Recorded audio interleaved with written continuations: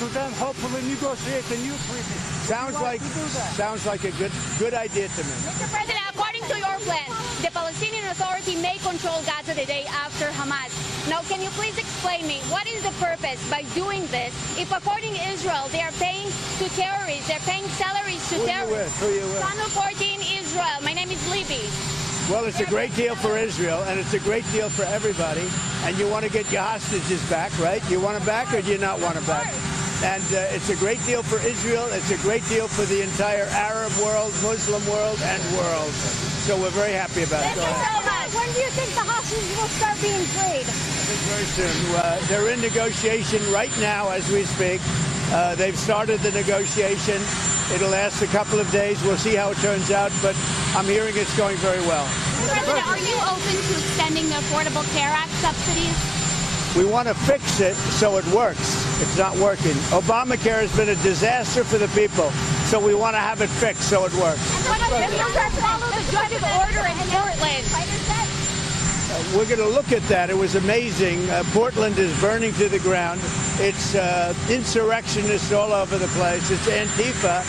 And yet the politicians who are petrified. Look, the politicians are afraid for their lives. That's the only reason that they say, like, there's nothing happening. And you've seen it. The place is burning down, and they pretend like there's nothing happening. So we'll take a look at the order. We haven't seen the order yet. Mr. President, you're going to celebrate the Navy today. The Navy is deployed in the Caribbean against the cartels. What is the next step on this war against drug trafficking in South America? Well, we're going to stop drug trafficking, and we've done a lot. There's nobody coming in on the water. That I can tell you. The water is like, there's nobody. There's no drugs coming in on the water, and we'll take a look at what phase 2 is. Made a big difference. Flexibility on the Hamas plan. We have very little. We don't need flexibility because everybody's pretty much agreed to it, but there'll always be some changes.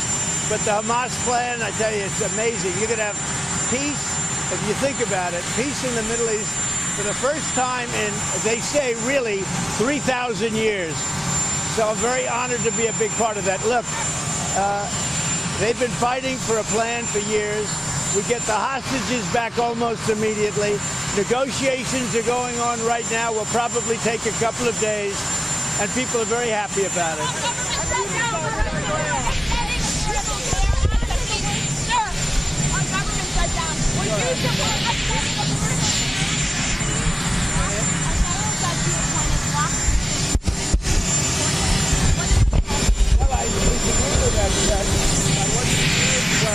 If they put judges like that on, I wasn't served well by the people that pick judges, I can tell you.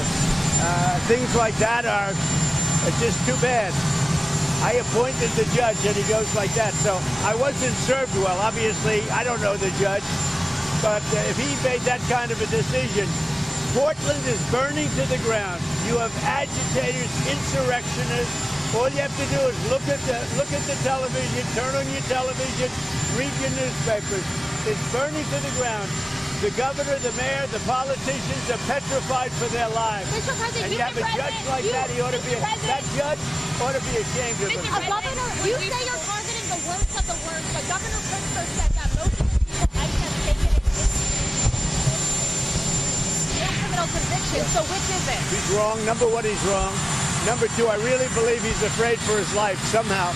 When you can have 40 or 50 people killed over the last couple of months, hundreds of people wounded, there's no place like that in the world. Hundreds of people wounded, 50, 55 people shot and killed. And Pritzker gets up and says, what a wonderful place it is. They need help. Washington, D.C. is now a safe place. You're not going to get mugged or hit. You're not going to get raped. You're not going to get anything. Washington, D.C. went from a hellhole to a safe place. I love the way you nod. Is it true, though? People, a lot of the people right here were, a lot of the people right here were mugged, reporters. And you know what? You're safe now. Nothing, we've had no crime. It took 12 days to solve the problem, 12 days. And we're going to do that in Chicago.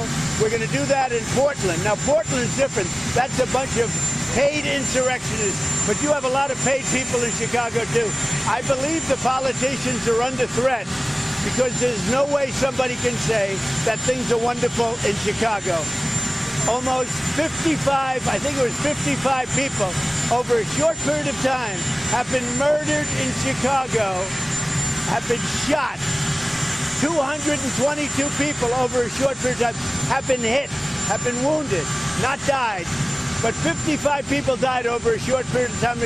You're telling me there's no city in the world like that. We're going to straighten it out. And I think that Pritzker, he's not a stupid person. I think that Pritzker's afraid for his life. The federal judge and Obamacare subsidies. We want to make it better. What about the layoffs? You intend?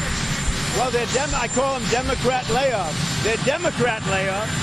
They're causing it. We're ready to go back. You know, we have a record-setting economy. We have a record-setting country. Prices are way down. We're doing better than the country's ever done. And the Democrats hate seeing that. It's up to them. Anybody laid off, that's because of the Democrats. Thank you. Let's go.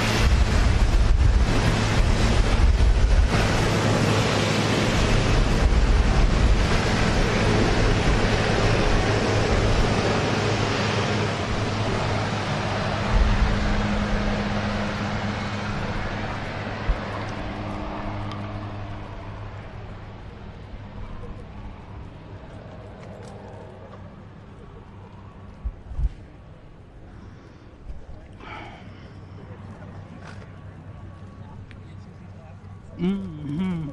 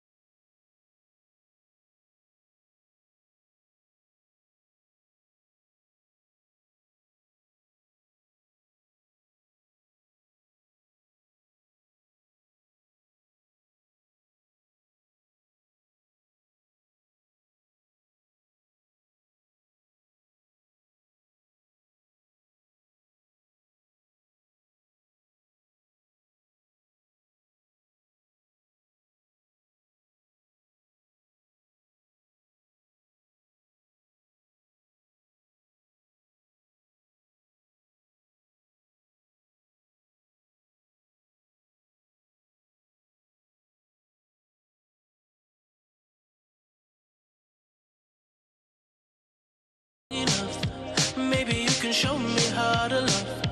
Maybe I'm going through a drought. You don't even have to do too much.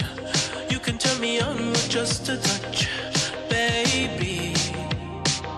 I look around, since city's cold and empty, no one's around to judge me. I can see clearly when you're gone. And I said, ooh, I'm blinded by the lights. No, I can't sleep until I feel your touch. I said, ooh, I'm drowning in the night.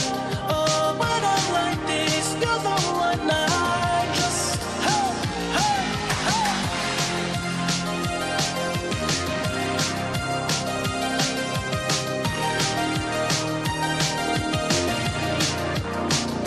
I'm running out of time, 'cause I can see the sun light up the sky. So I hit the road in overdrive, baby. Oh, the city's cold and empty. No one's around to judge me. I can see clearly when you're gone. And I said, ooh, I'm blinded by the lights. No, I can't sleep until I feel your touch. I said, ooh, I'm drowning in the night. Oh, when I'm like this, you're the one I just, I'm just coming back to let you know. I can never say it on the phone. They'll never let you go this time. I said, ooh, I'm blinded by the lights. No, I can't sleep until I feel your touch. Hey, hey,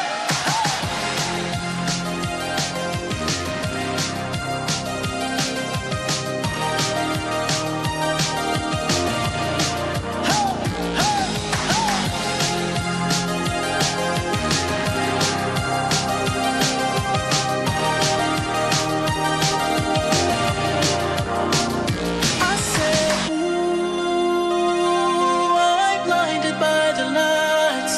No, I can't sleep until I feel your touch.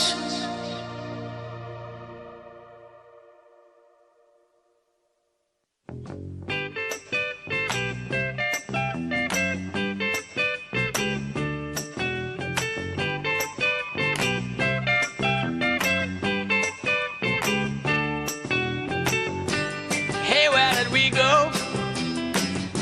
Days when the rains came down in the hollow, playing a new game, laughing and a running, hey, hey, skipping and a jumping in the misty morning fog with our hearts a thumping, and you, a brown-eyed girl. You, my brown-eyed girl. And whatever happened to Tuesday and so slow, going down the old man with a transistor radio, standing in the sunlight laughing, hiding behind a rainbow's wall, slipping and sliding all along the waterfall with you, a brown-eyed girl. You, my brown-eyed girl. Do you remember when we used to sing sha-la-la-la-la-la-la-la-la-la-la-la-la, just like that? Sha-la-la-la-la-la. Ladies and gentlemen, please welcome to the stage retired Navy SEAL and American hero, Jason Redmond.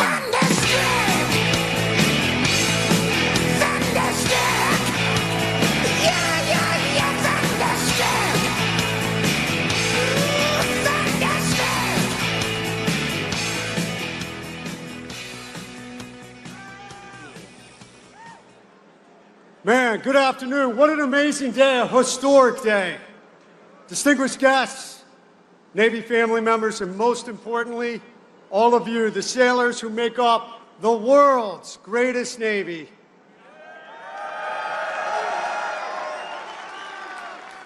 Welcome. It's truly an honor to be here for the Navy 250th, honoring the greatest naval force the world has ever seen.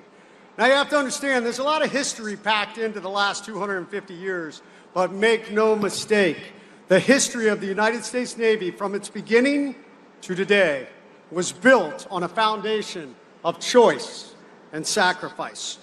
We chose to raise our hands and swore an oath to the Constitution, a choice to sacrifice our freedom, our earning potential, and even worst case, our very lives to fight against all enemies, foreign and domestic, who presented a threat against the sovereignty and people of the United States of America.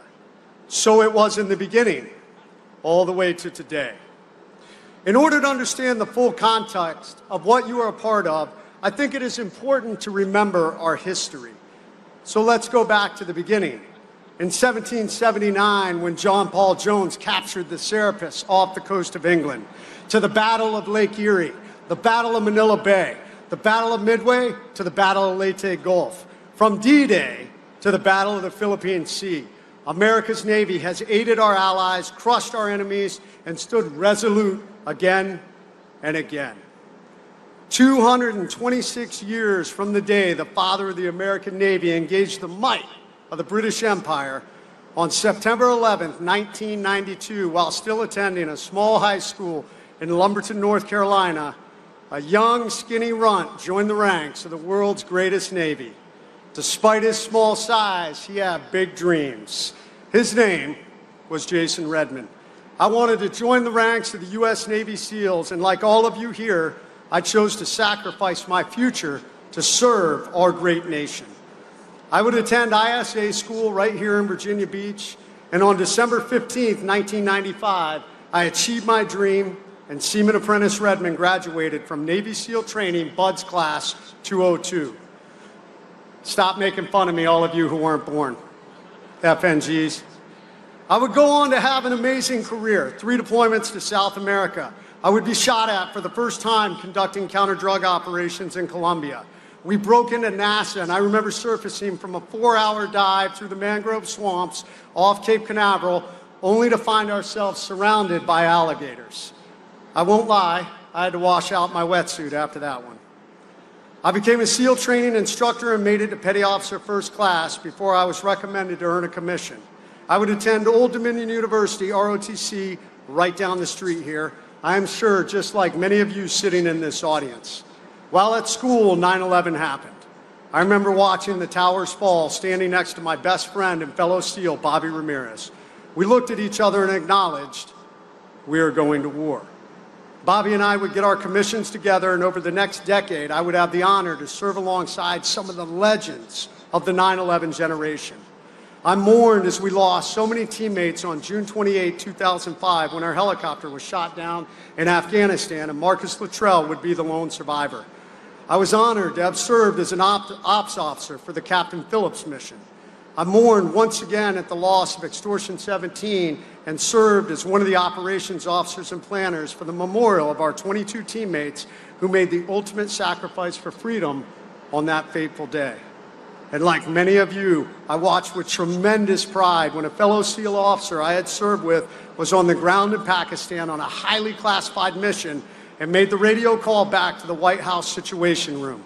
For God and country, Geronimo, Geronimo, Geronimo, signaling the death of the most wanted man in the world, Osama bin Laden. My most impactful mission occurred on September 13, 2007, operating outside of Fallujah, Iraq, in a small rural area known as Al-Qarma. We were tasked to go after the #1 leader for Al-Qaeda in the Western Province, and moving to target, we walked into a very well-executed ambush. In the ensuing 40-minute firefight, myself, Luke, and Maddie would be severely wounded. Luke was shot by a machine gun below the knee, almost taking off his leg.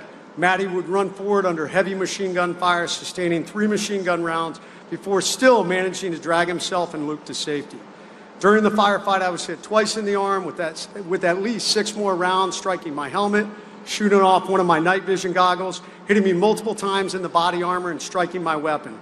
I was able to keep fighting and directing until another bullet struck me in the face, knocking me out. Caught in the open, while the firefight continued to rage over me, I was pinned down, patiently waiting for my teammates to win the fight and bring in the medevac, all while my life slowly drained out of me and my world faded to black. While unconscious, my team leader, Jay Aliassen, exposed himself to enemy machine gun fire to run forward and get me back to cover, put a tourniquet on my shattered arm, and save my life. He then proceeded to call in multiple extreme danger close fire missions by an Air Force AC-130 gunship. Those missions would end up being the closest air support missions executed in the entire Iraq War. If it was not for my teammates, my team leader, the 4th SOS gunship crew, and the amazing naval doctors, nurses, and corpsmen, I would not be here today to tell this story. Since that fateful night, I've undergone almost 40 reconstructive surgeries. I have had 6 blood transfusions, a tracheotomy that I wore for 7 months and 2 days. I've had 1,500 stitches, 200 staples, 5 plates, 1 titanium orbital floor, 15 screws, 8 pins, 20 skin grafts, 3 bone grafts, 1 Calvarium bone graft. I've had my jaw shattered, broken, and rebroken 3 times. I had my jaw wired shut for over 12 weeks, and I lost over 50 pounds. I have spent approximately 190 hours in surgery under anesthesia. Thankfully, my SEAL teammates continue to remind me that I should be super thankful because apparently all the plastic surgery is merely an improvement on how I used to look.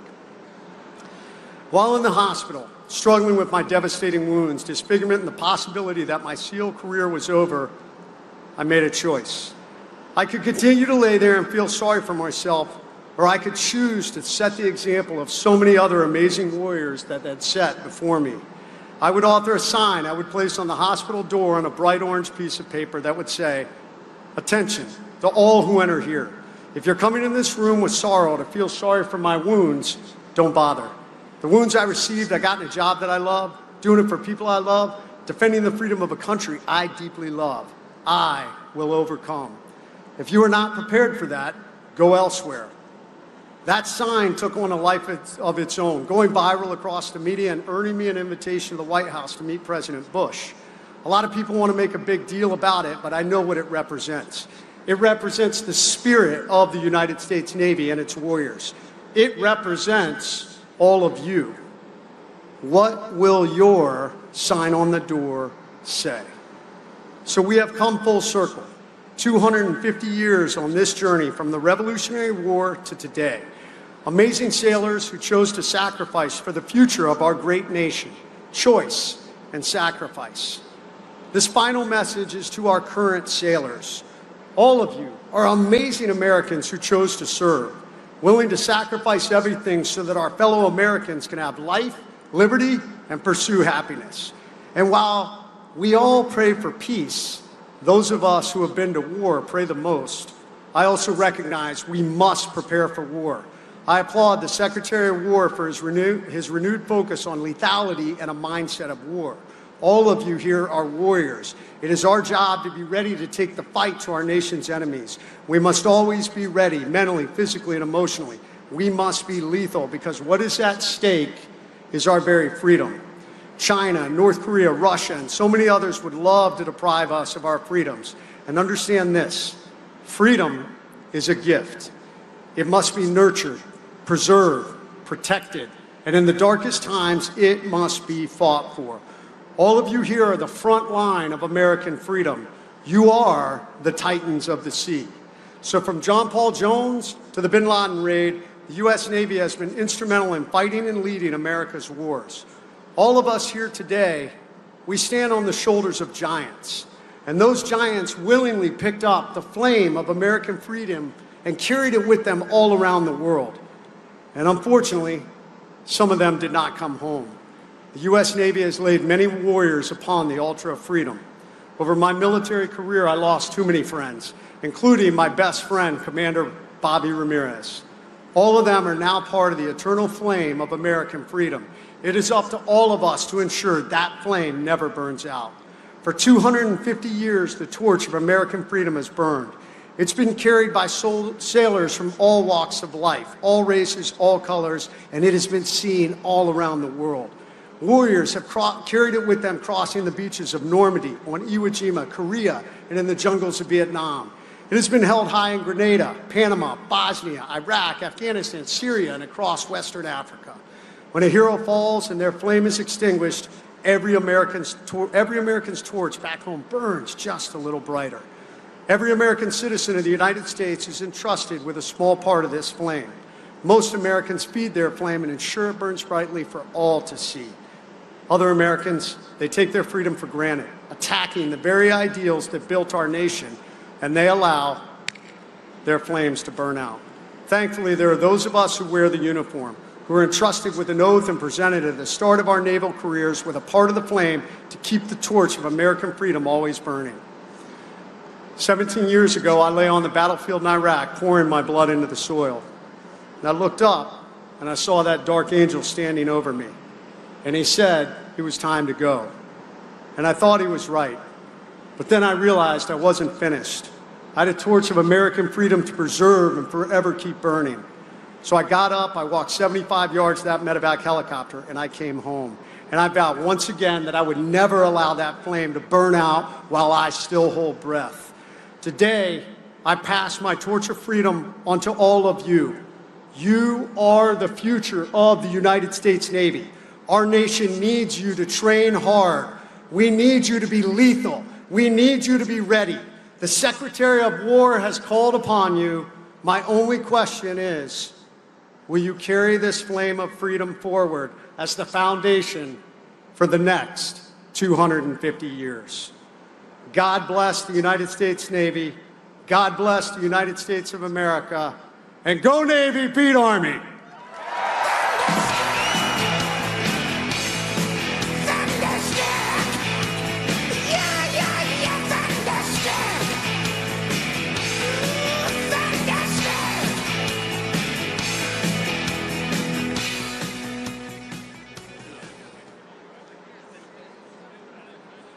Ladies and gentlemen, please welcome to the stage retired Navy SEAL and American hero, Christopher Wiley.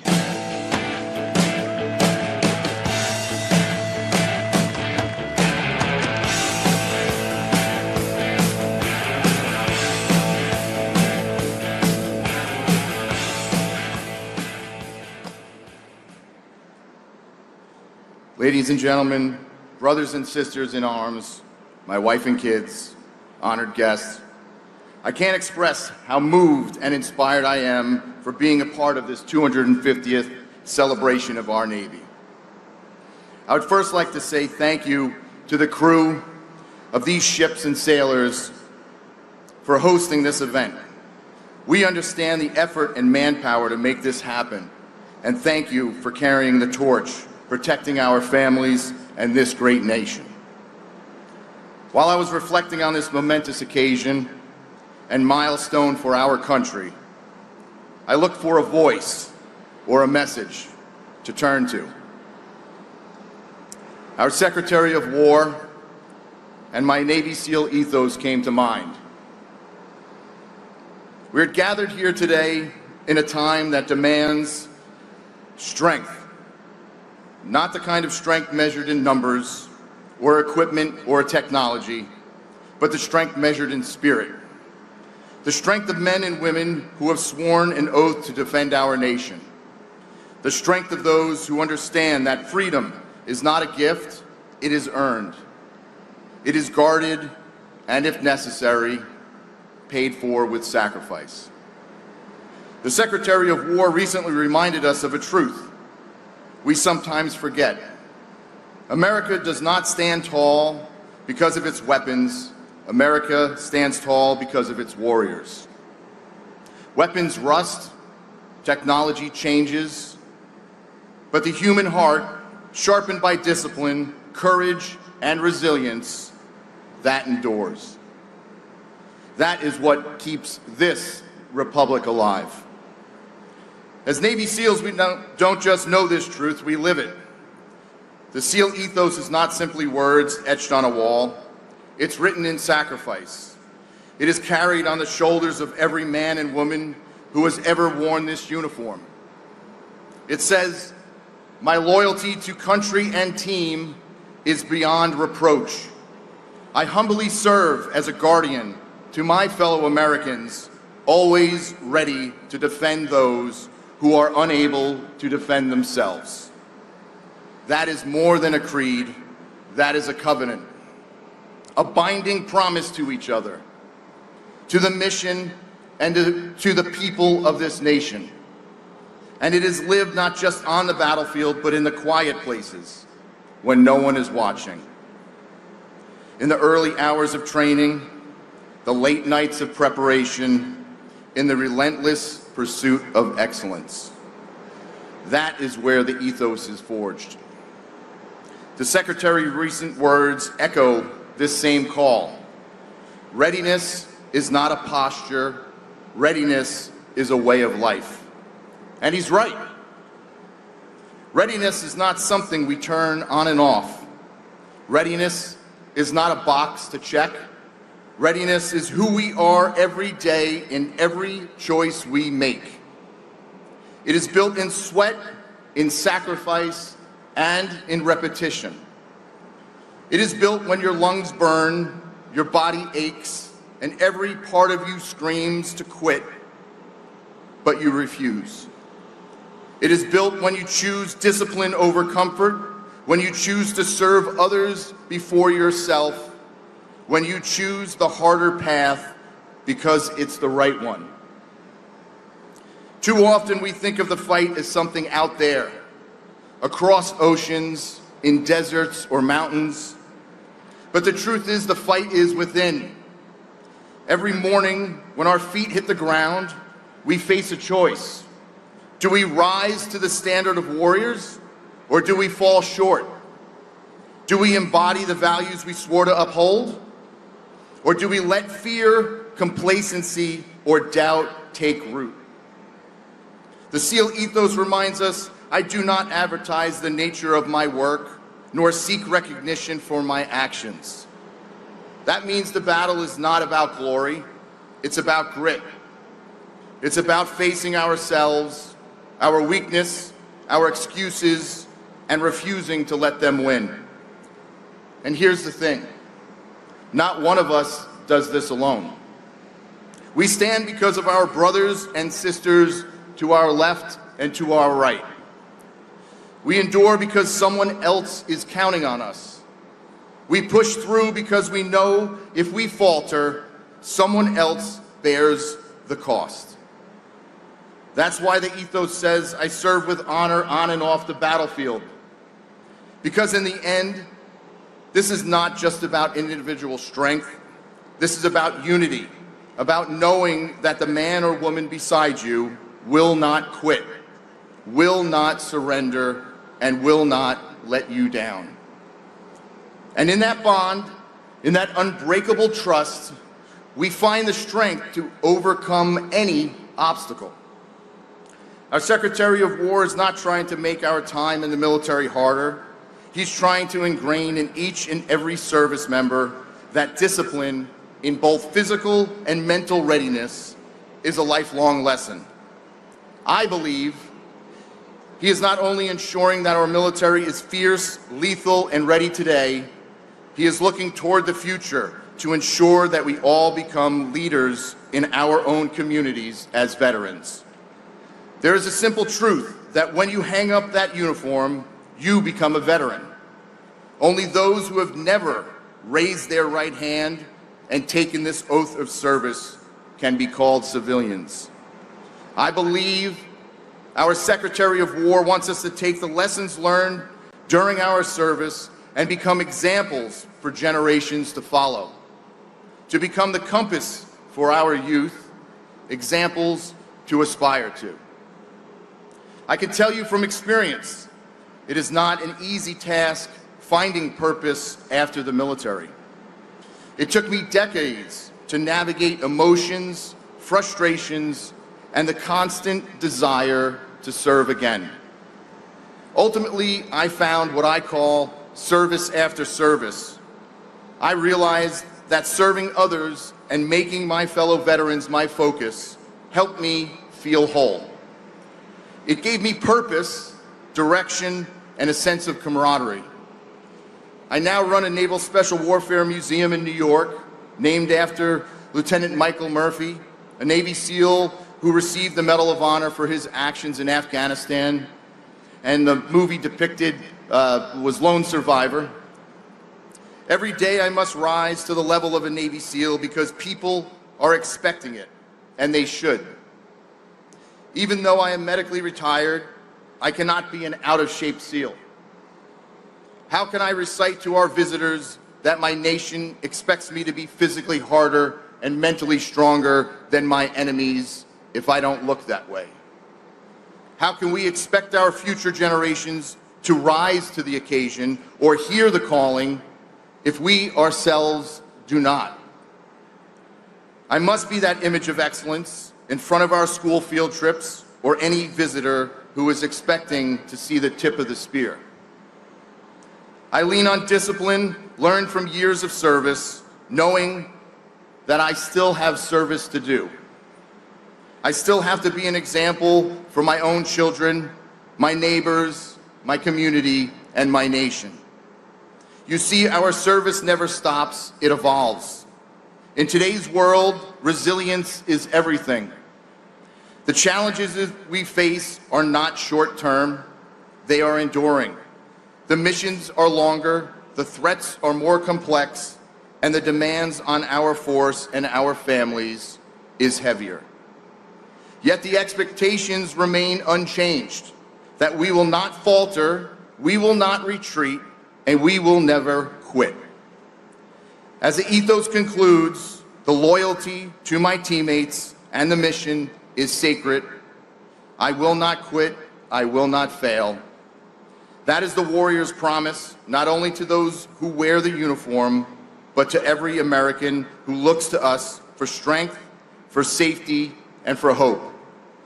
So as we stand together today, let us reaffirm what is expected of us, to embody honor, courage, loyalty, and resilience. Let us remember that every action and decision we make reflects not only on ourselves, but on the generations of warriors who came before us and those who will follow after. We are not asked to be perfect, we are asked to be relentless. We are not asked to avoid adversity, we are asked to thrive in it. We are not asked to fight for ourselves, we are asked to fight for a cause greater than self, a nation greater than any one individual. That is today's expectation, and that is why we must carry this forward together for the next 250 years. Thank you. May God bless our warriors, our families, and may God bless the United States of America.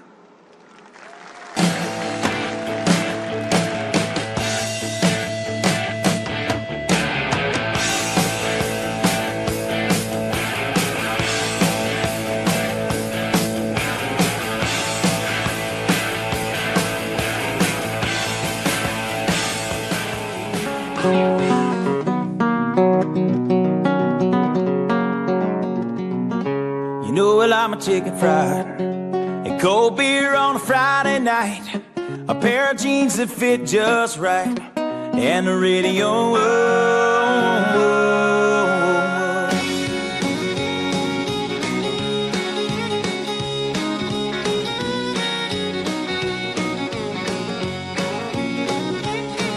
I was raised up beneath the shade of a Georgia pine, and that's home, you know.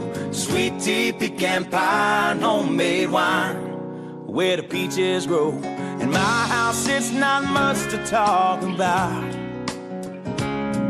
but it's filled when love is grown in southern ground, and a little bit of chicken fried.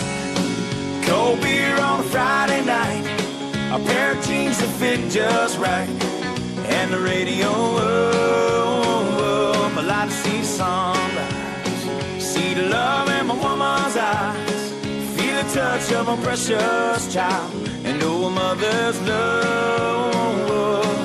It's funny the little things in life that mean the most. Not where you live, what you drive, or the price tag on your clothes. There's no dollar sign on a piece of mind. This I've come to know. So if you agree, have a drink with me. Raise your glasses for a toast to a little bit of chicken fried and cold beer on a Friday night. A pair of jeans that fit just right, and the radio world. I'd like to see the sunrise, see the love in my woman's eyes, feel the touch of a precious child, and know a mother's love.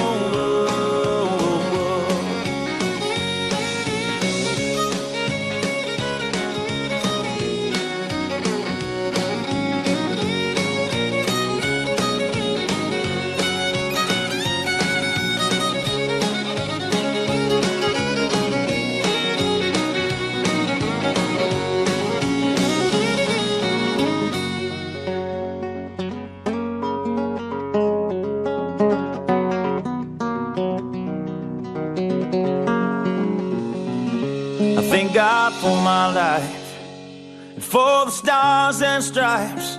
May freedom forever fly. Let it ring. Salute the ones who died, the ones that give their lives so we don't have to sacrifice all the things we love, like our chicken fried and cold beer on a Friday night. A pair of jeans that fit just right, and the radio world. I like to see the sunrise, see the love in my woman's eyes, feel the touch of a precious child, and know a mother's love. Gets a little chicken fried and cold beer on a Friday night. A pair of jeans that fit just right, and the radio world. I like to see the sunrise, see the love in my woman's eyes, feel the touch of my precious child, and know a mother's love.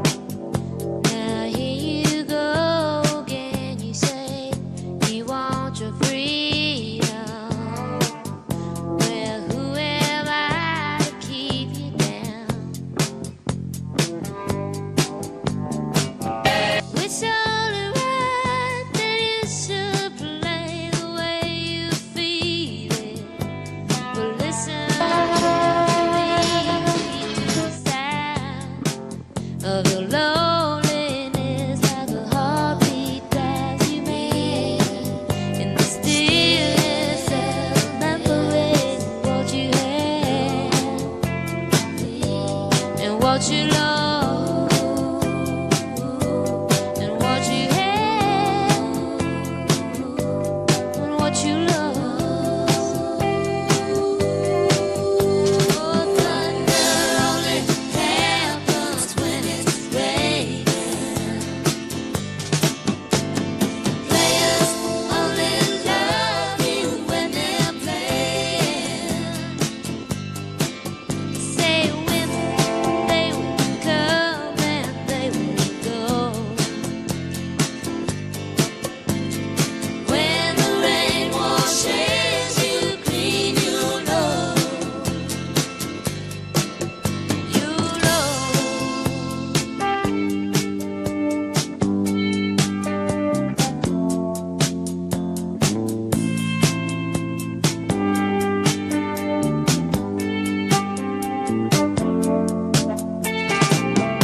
Now here I go again. I see the crystal vision.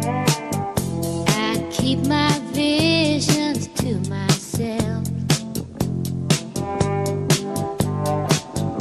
It's only me who wants to wrap around your dreams and have you any dreams you like yourself.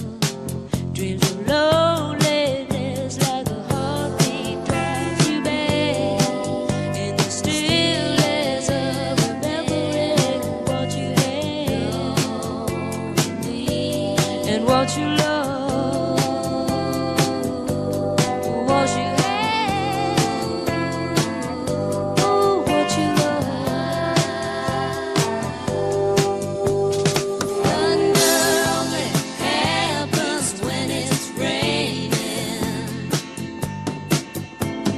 Players only love you when they're playing. Women, they will come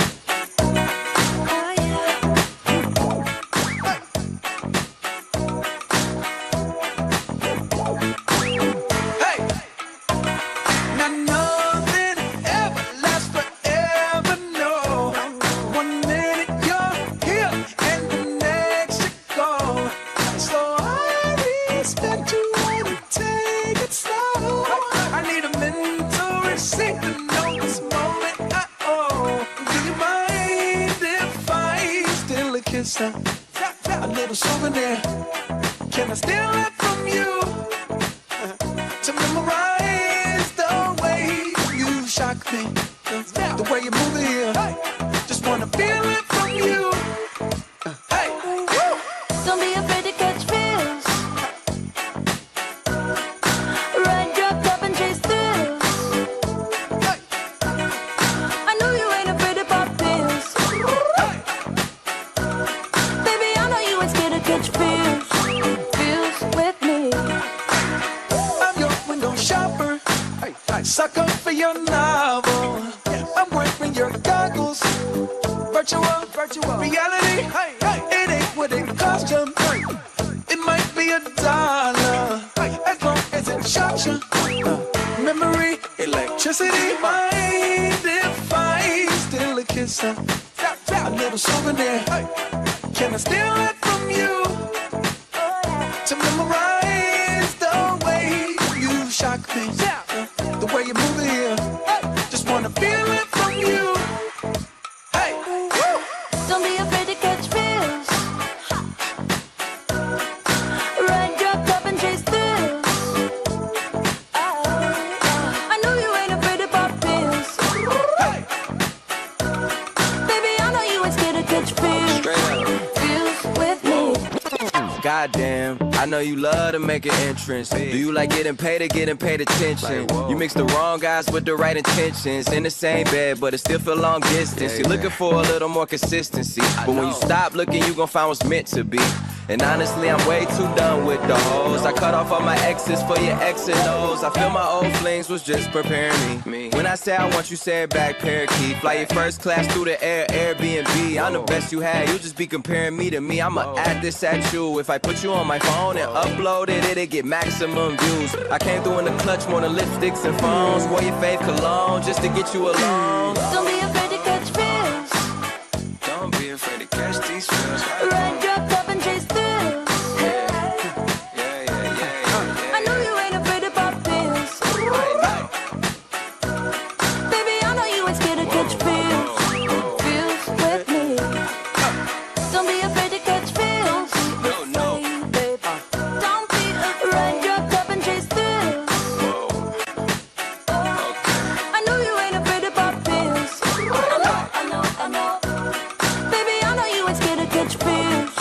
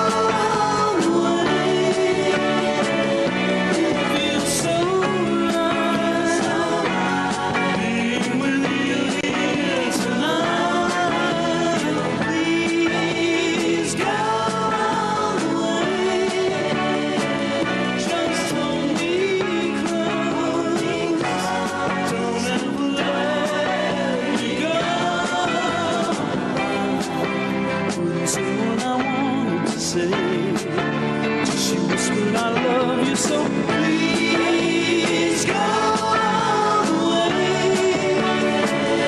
It feels so right being with you here tonight. Please go away.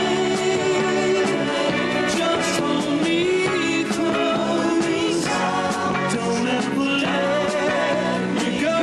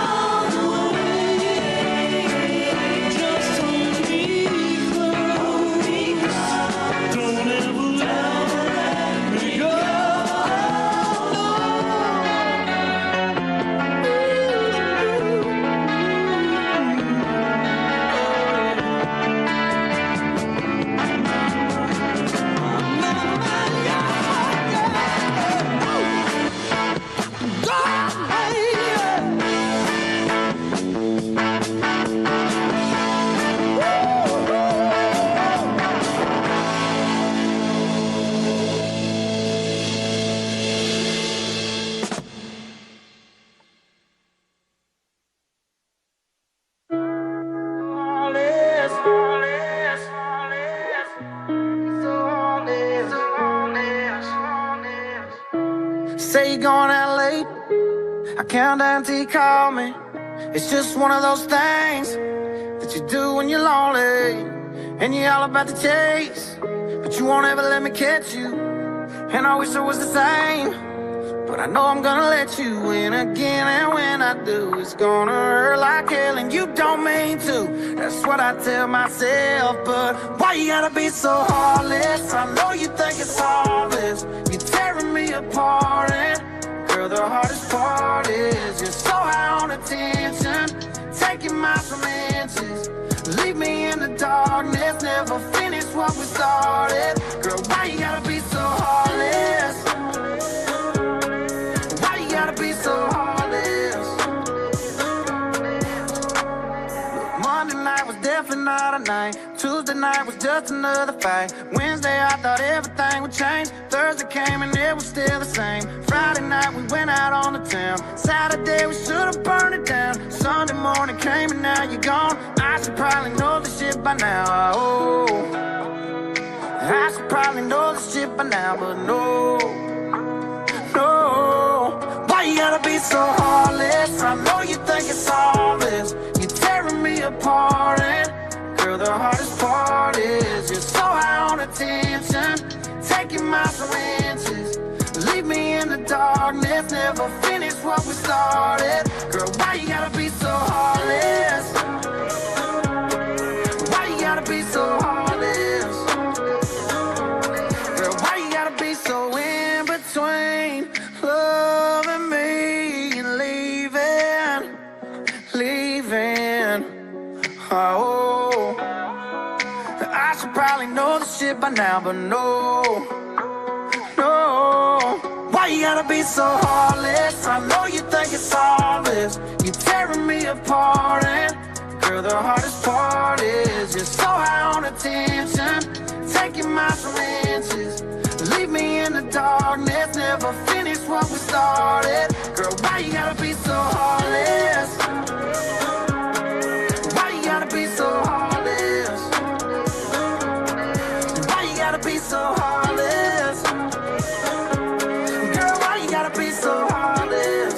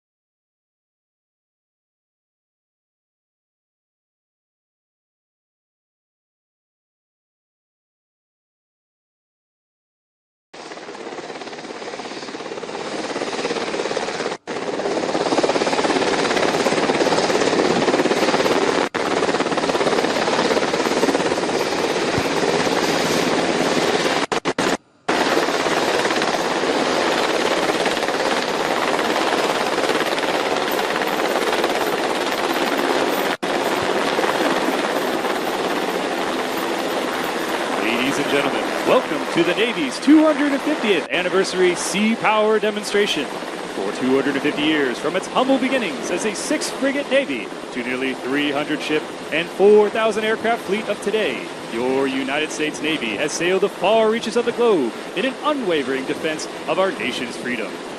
Today, we welcome our special guests aboard the USS George H.W. Bush, President of the United States, President Donald J. Trump, First Lady Melania Trump, Secretary of War Pete Hegseth, Secretary of Veterans Affairs Doug Collins, Secretary of the Navy John Phelan, and finally, Chief of Naval Operations Admiral Daryl Caudill. I will be your narrator, Lieutenant Daniel Burns, call sign Hey Hey from Fort Lauderdale, Florida. We thank you today for joining us aboard the George H.W. Bush Freedom at Work, the flagship of Carrier Strike Group 12. We also thank our sailors on Pier 14, next to the Harry S. Truman and the USS Kearsarge. We are grateful to have you here today to witness not only the size and scope of the Nimitz-class aircraft carrier, but to showcase how the men and women of the Team Avenger bring 100,000 tons of American steel to life. Our sailors are trained and ready to fight with the right skills, equipment, and warrior ethos to protect the American interest around the globe. The platform scene and the events experienced today will encompass the full power and might of the United States Navy. You will see fast attack submarines, live fires from 8 Arleigh-Burke-class guided missile destroyers, Navy SEALs fast roping from a helicopter to a destroyer, and finally an air-powered demonstration featuring a full complement of the Carrier Air Wing, showing the unmatched power of U.S. naval aviation. Now, be prepared to be amazed as our Navy demonstrates the impressive capabilities of the most powerful naval force the world has ever seen.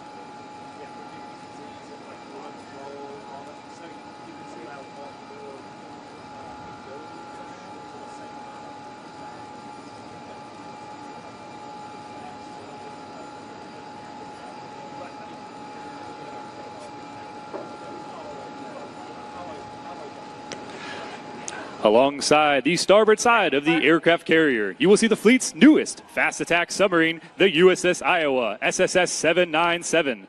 Commissioned on April 5th, 2025 in Groton, Connecticut, this submarine is built for longevity, stealth, and high performance. Iowa's advanced technology allows for near-silent movement through the world's oceans. Its sensitive sonar can detect and track enemy submarines and warships from extended distances. With a length of 377 feet and 6,800 tons and a speed of 25 knots, the Iowa represents the greatest America's silent fleet.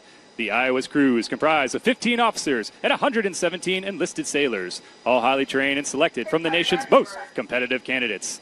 The Iowa's armament consists of 4 torpedo tubes and 2 Virginia payload tubes, each capable of holding 6 vertical launch Tomahawk missiles that can strike over 1,200 miles away. Ladies and gentlemen, we present to you the USS Iowa and the United States Navy's Silent Service.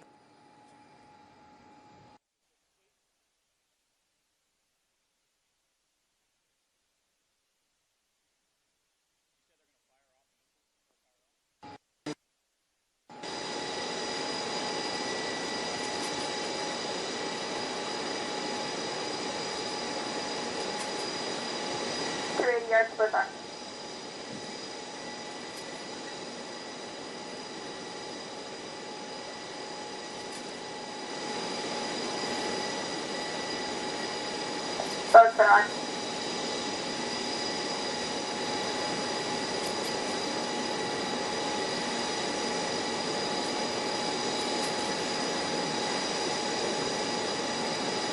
Weather decks are secure for all personnel. There you go.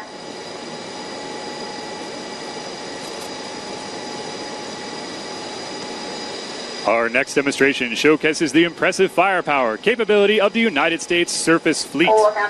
As you direct your attention to the port side of the ship, you'll see 8 Arleigh-Burke-class guided missile destroyers sailing in formation. The USS Farragut, the USS Donald Cook, the USS Mason, the USS Delbert D. Black, the USS Ross, USS Cole, USS Neitz, USS Gonzalez, and USS Carney. Each of these powerful warships is manned by 320 of America's finest sailors, highly trained, battle-ready warfighters who embody the skill, spirit, and dedication to make the United States Navy the greatest naval force in history. Their seamless teamwork and unwavering commitment delivering precision firepower upon our nation's enemies from the surface of the sea. Aboard the aircraft carrier, the commander of Destroyer Squadron 2-2 operates as the Sea Combatant Commander for the George H.W. Bush Carrier Strike Group. The Desron commander is responsible for directing each of the destroyers under his command to successfully engage in anti-surface and anti-submarine warfare.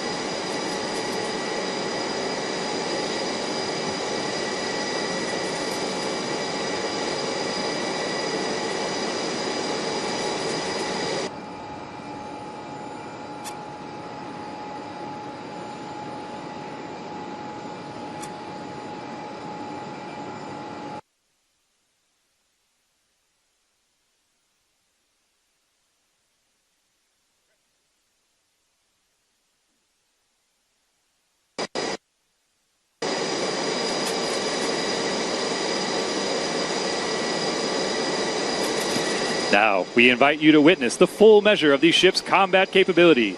In our first display of firepower, our destroyers will fire the Mark 15 Phalanx close-in weapon system, also known as Sea-Wiz. The Phalanx weapon system provides U.S. Navy ships with an inner layer point defense capability against anti-missiles, low-flying aircraft, UAVs, and high-speed surface craft. The Phalanx weapon system is the only deployed close-in weapon system capable of autonomously performing its own search, detect, evaluation, track, engage, and kill assessment functions. This is the ship's last line of defense, providing a fast reaction, radar-guided, 20mm gun, weapon system that is capable of firing at a rate of 4,500 rounds per minute.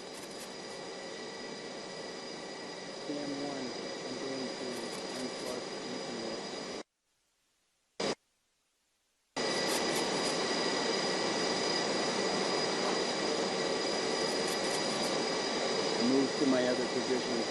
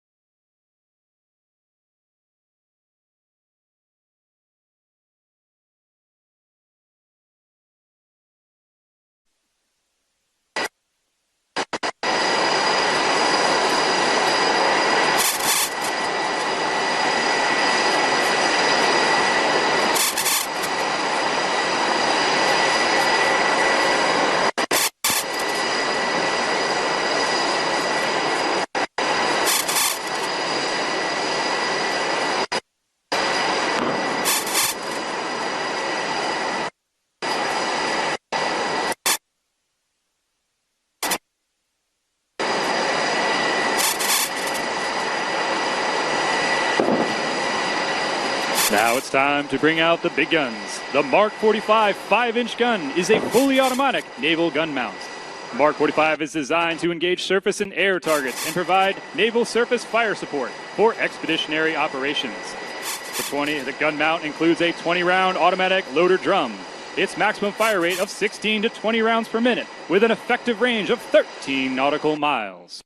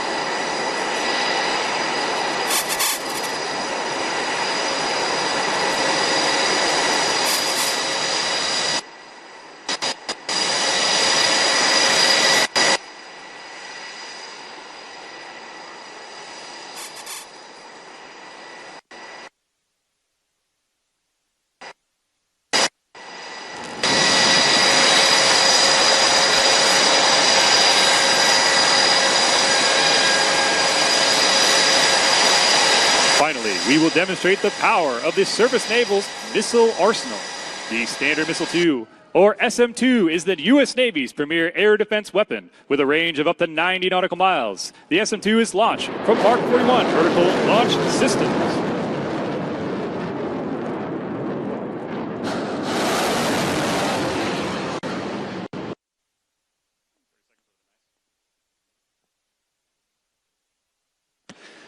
This weapon system is an integral part of the Aegis weapon system aboard the Ticonderoga-class cruisers and Arleigh-Burke-class destroyers. Its primary mission includes fleet area defense and ship self-defense, and is using SEAM active radar guidance to decisively engage and destroy even the most advanced adversary fighter aircraft. One of our ships in company, the USS Carney, recently fired the SM-2 missile in support of combat operations in the Red Sea. On October 19, 2023, the USS Carney was involved in one of the most intense combat engagements by a U.S. Navy warship since World War II. By the end of what became a 10-hour standoff, Carney had shot down 15 drones and 4 land attack cruise missiles fired by Houthi rebels in Yemen. This marked the most intense combat engagement of the U.S. Navy in years. Ladies and gentlemen, your United States Navy Surface Fleet.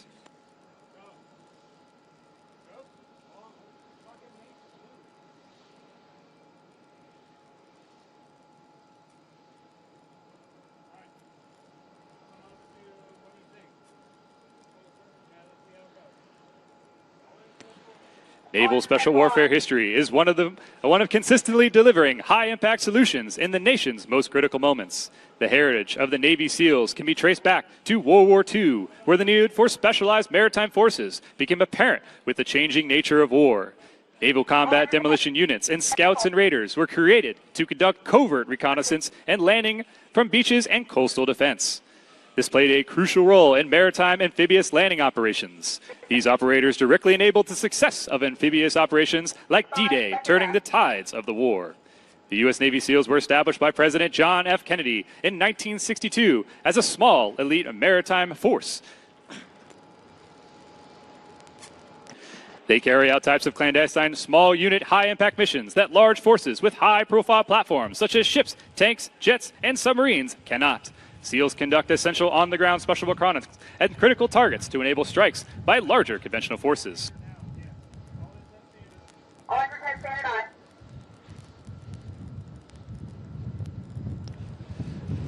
Ladies and gentlemen, what you're witnessing is effective integration and interoperability with varying air and maritime and land components, which is critical to the SEAL operations. Today's helicopter assault force is relying on a skilled pilot and a crew of Helicopter Sea Combat Squadron 11 to insert them into a target area via fast rope from an MH-60 Sierra helicopter.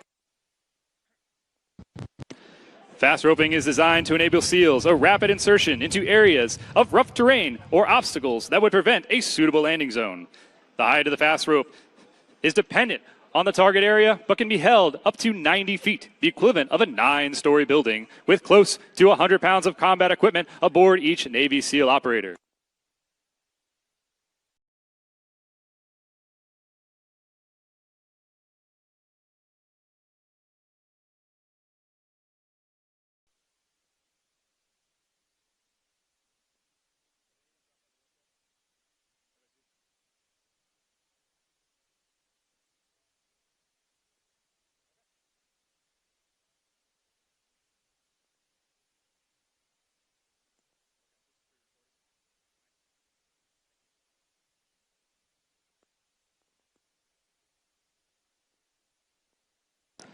At the request of the assault force, the helo will lay down covering fire, enabling the operators to begin the assault.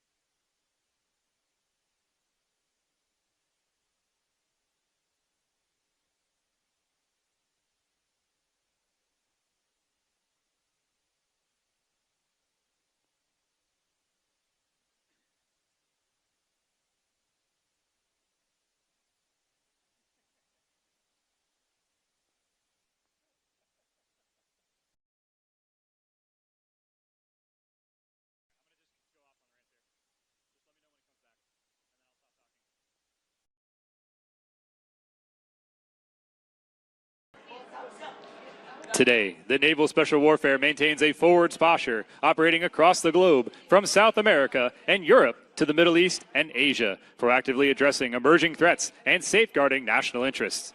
These operators are a global premier maritime special operations force, delivering decisive action where it matters most. They are trained to operate in the harshest environments, from desert cities to remote coastlines. They continue to innovate in a battle space defined by evolving technology and global competition. Across its history, Naval Special Warfare has remained true to the ethos of the Navy SEAL teams. They are quiet professionals, relentless in their pursuit of excellence, and unwavering in their commitment to the mission. Naval Special Warfare honors the great generations of warriors and support personnel who have built its legacy and reaffirms its commitment to serving with honor, courage, and excellence well into the future.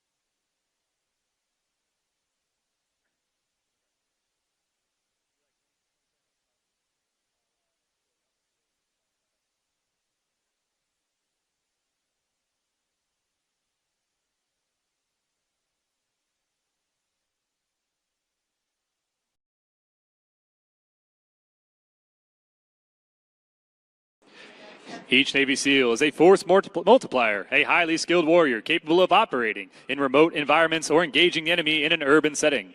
They are experts in close quarters, combat, demolitions, communications, marksmanship, and a myriad of other skills essential for success in the most challenging environments. They are the tip of the spear, the silent guardians, the embodiment of American resolve. They are the U.S. Navy SEALs, and they stand ready to defend freedom, protect our interests, and answer the call, however it may come. Ladies and gentlemen, we hope you enjoyed this small display of the capabilities of the Naval Special Warfare and our supporting elements as we seek to carry on the legacy of the frogmen that have gone before us. Give it up for your United States Navy SEALs.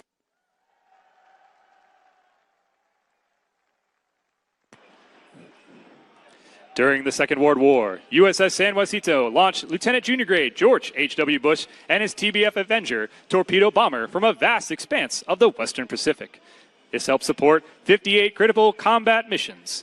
Since this pivotal area, the aircraft carrier has remained an indispensable pillar of America's national security, providing vital roles in the conflicts from Vietnam all the way till recent inherent resolve. Today, our Nimitz-class nuclear-powered aircraft carriers represent the cutting edge of naval aviation technology. These mighty vessels launch aircraft using steam catapults powerful enough to accelerate a 65,000-pound aircraft from 0 to nearly 200 miles per hour in a mere seconds. This represents an extraordinary feat of engineering and precision. After completing their missions, our pilots execute one of the most challenging maneuvers in aviation, landing aboard a moving ship.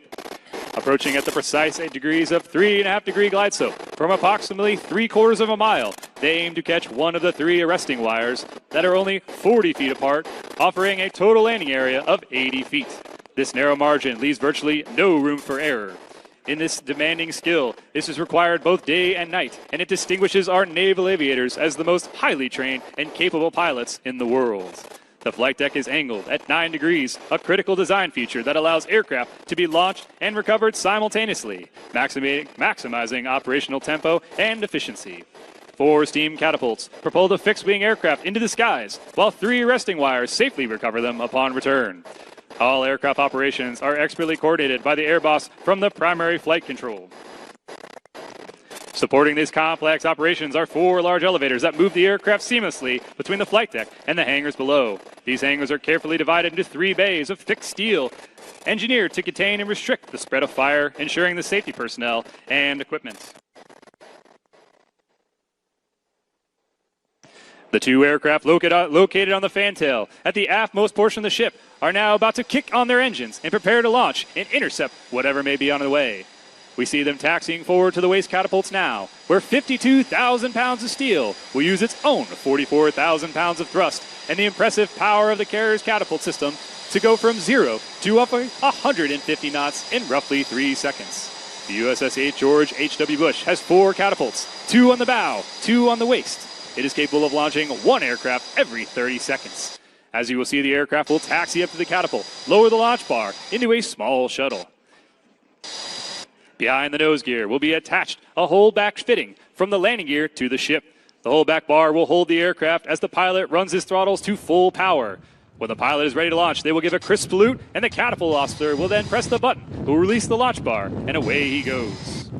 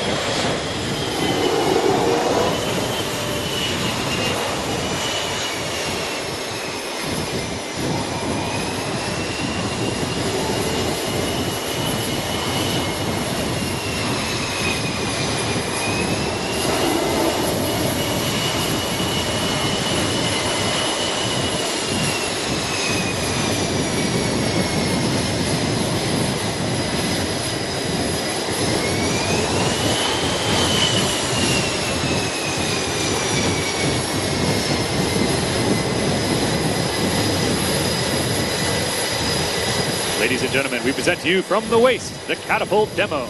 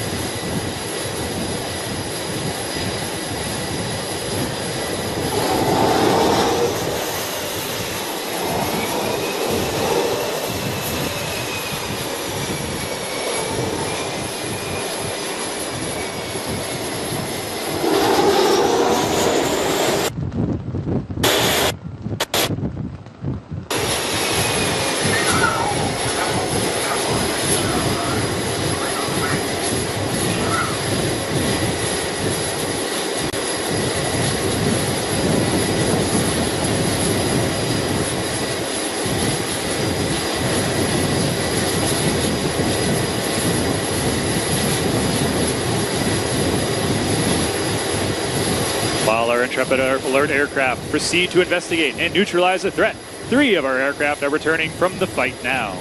Overhead in the stack, we will recover 1 F-35 Lightning II, 1 F-18 Super Hornet, and 1 E-2D Hawkeye.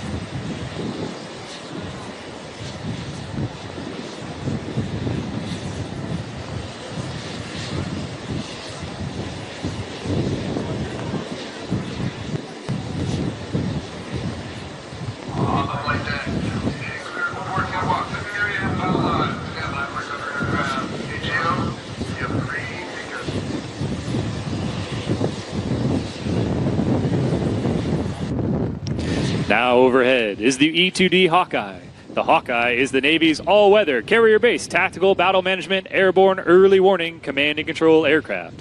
The E-2D is a twin-engine, 5-crew-member, high-wing turboprop aircraft with a 24-foot diameter radome attached to the upper fuselage. The Hawkeye is our eye in the sky. The pilots will manage this aircraft to touchdown in the landing area, or LA, a small piece of steel roughly 100 feet wide, and with a wingspan of nearly 80 feet, there is not much room for error. Here, the E-2D pilot would demonstrate the power of the E-2D's engines and look to take back off again in only a few hundred feet.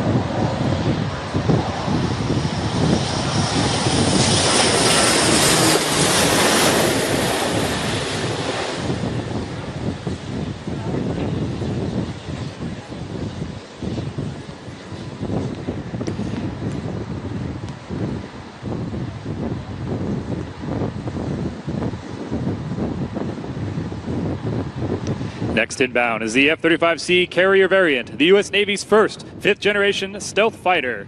This cutting-edge aircraft marks a historic leap in naval aviation, bringing radar-evading stealth technology to the carrier deck for the first time in naval history. The F-35C sets new standards in weapon system integration, lethality, maintainability, combat radius, and payload, delivering a true multi-mission power projection from the sea.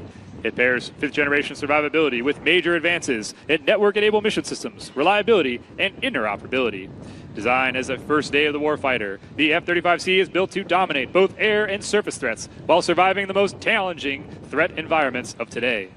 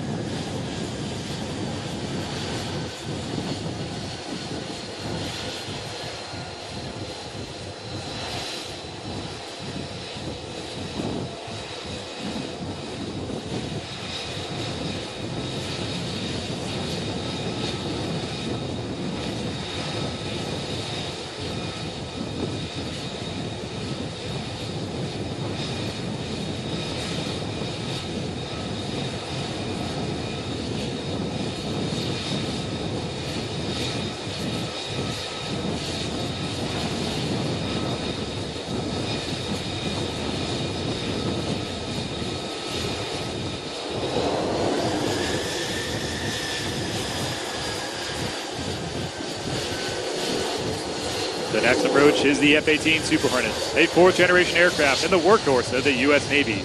With a wingspan of 45 feet and touching down with over 100 knots, the arresting wires across the deck will bring it to a speed of down to 0, allowing it to stop within a few hundred feet. This clears a way for any following aircraft with an ideal interval of 55 seconds.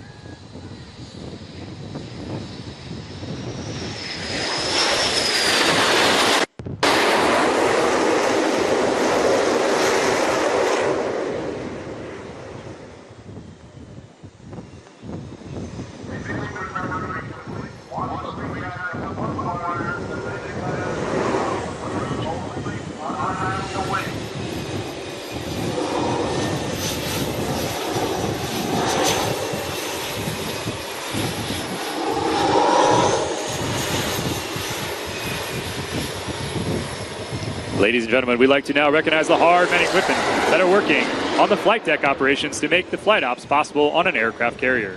If you look around, you will notice a wide array of different colored jerseys and float coats running around the deck of the carrier. These are the people that make things happen out here on a day-to-day basis. They are the reason the George H.W. Bush Strike Group team can achieve our full combat capability anytime, any place. These are just a few of the people that make the aircraft carrier flight operations possible. The true strength of the Carrier Strike Group comes from the dedicated men and women who work tirelessly to maintain these impressive machines every day. Our next demonstration will be an F-18 organic refueling capabilities. Here you will now see an aircraft coming into the pattern who is operating on a low fuel state and will be forced to discontinue his approach.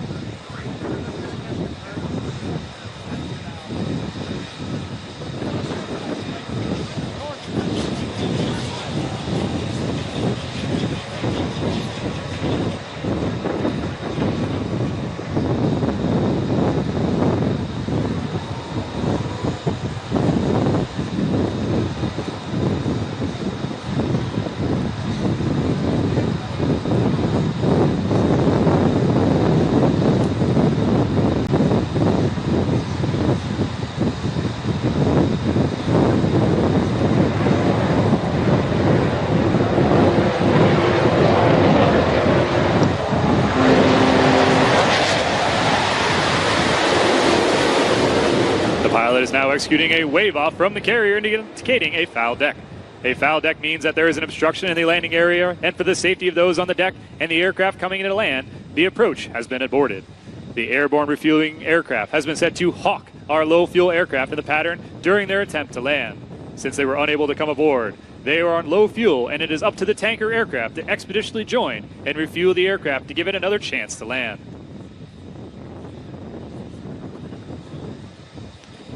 If you follow the path of the low-fuel aircraft on the port side of the ship, you will see the tanker setting up in position to set up for air-to-air refueling. Now it is up to the pilot with the low-fuel aircraft to steel his nerves and execute a precise and controlled connection, inserting the refueling probe into the drogue basket of the tanker aircraft and flying a perfect formation to hold in basket and to receive enough fuel for another chance to land. Organic tanking has made it possible by the F-18 and has made Navy's operations in hostile theaters without divert airfields possible for the last two decades. This ensuring safe aircraft recovery and extends the operational range of the F-18 for long-range strikes.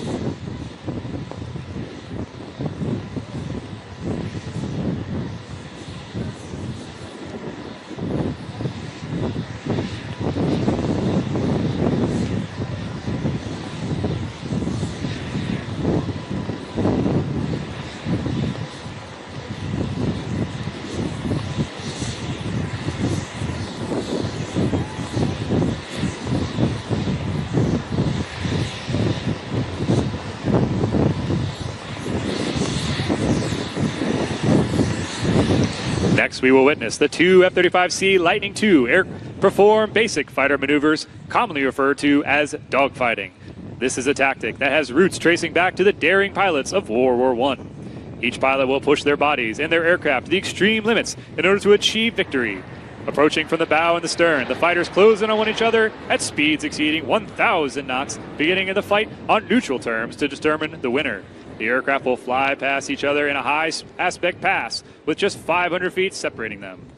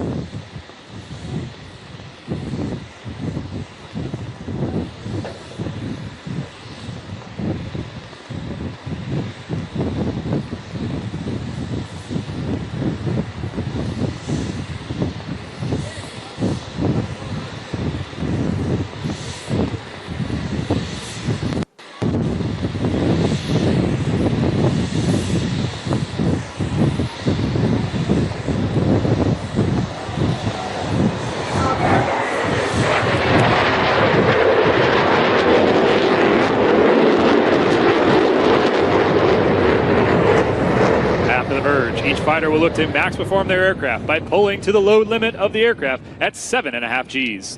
As they raid around and approach the next merge, each fighter is looking to cue and employ both the AIM-120 and AIM-9X missiles to take out their adversary and win the fight. Both fighters in a similar aircraft will look to capitalize on errors made by the other pilot to gain the offensive position. The fighters are now approaching the second neutral merge. One aircraft has decided to execute a nose-high maneuver and gain a positional advantage. Preparing to employ the AIM-120 to kill their adversary, they will open their weapons bay doors, and the fighter that has a positional advantage will max perform to get them behind their adversary and maintain the offensive position. After employing both the AIM-120 and the AIM-9X, the offensive fighter will not maneuver to execute a gain attack on their adversary in an attempt to gain a 1v1 engagement victory.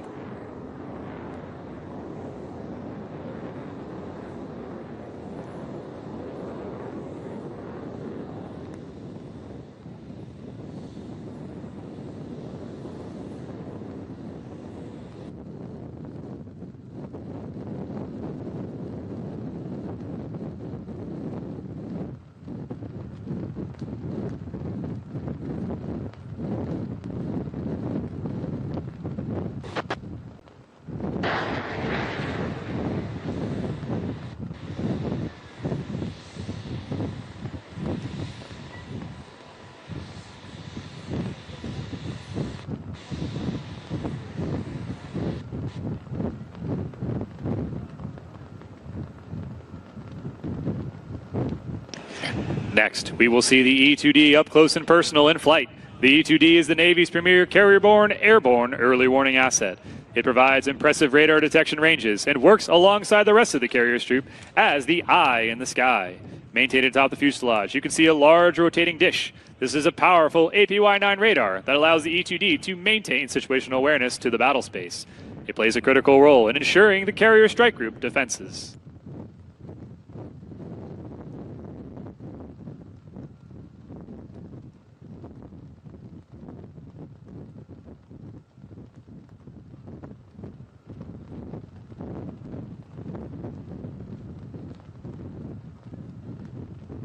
During large-scale engagements, it is up to the E-2D that is providing crucial intelligence and direction to the aircraft engaged in the prosecution of threats and aircraft and surface vessels.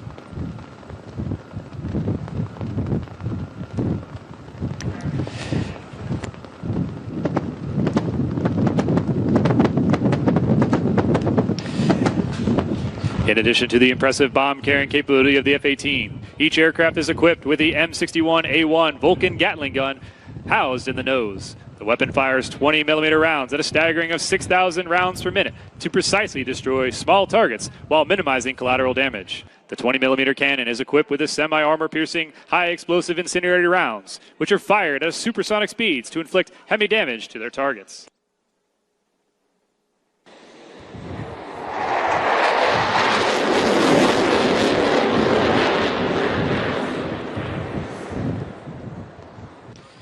Each aircraft will execute a well-honed strafe pattern, diving at nearly 30 degrees straight at the target and unleashing the Vulcan's firepower in a demonstration of the F-18's ability to prosecute targets even when all bombs are expended.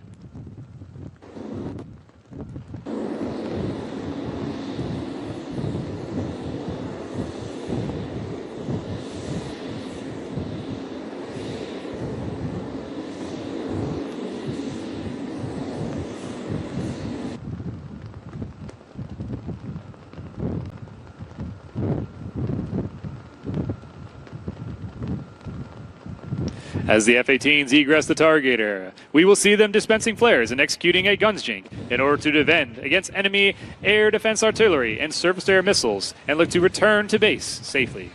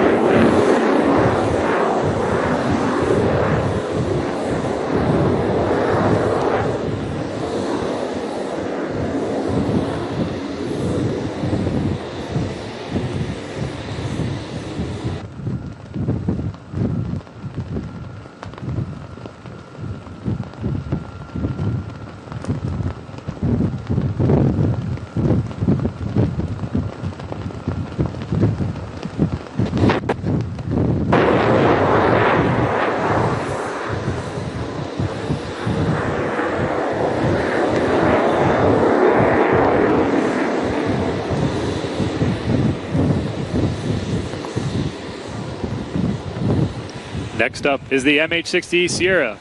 The Sierra is the Navy's multi-mission workhorse helicopter. It has 2 auxiliary fuel tanks and it can stay airborne for about 4.5 hours, about 2 hours without it. Its max speed is 180 knots. It can carry up to 23,000 pounds and 55 pounds of internal fuel. For special operations support, the MH-60 Sierra can insert and extract Navy Special Warfare personnel by fast roping or static line, as well as free-fall parachute. It also provides ISR capabilities, sniper overwatch, JTAC support, and helicopter visit, board, search, and seizure for maritime interdiction. The armament for the MH-60 Sierra includes the GAU-21 50 caliber gun with nearly 2-kilometer effective range of M24 7.62 millimeter guns with an effective range of 1,100 meters. When fully armed, the MH-60 Sierra can carry up to 8 AGM-114 Hellfire missiles with an 8-kilometer reach and 20mm 3-barrel M197 Gatling gun with up to 38 rounds of unguided 2.75-inch rockets. Using the digital rocket launcher, this platform can fire precise rockets at about 5,000 meters. Here we will see the Sierra make 3 total approaches off a notional target off our port side, first employing their unguided rocket payload before circling around the ship at the end of the run. And now returning over the right shoulder, we'll see a combination of 20mm machine guns, unguided rockets, and lastly, they will depart to the north prior to returning to suppress the area with crew surveying weaponry with 50 caliber machine guns to ensure target destruction.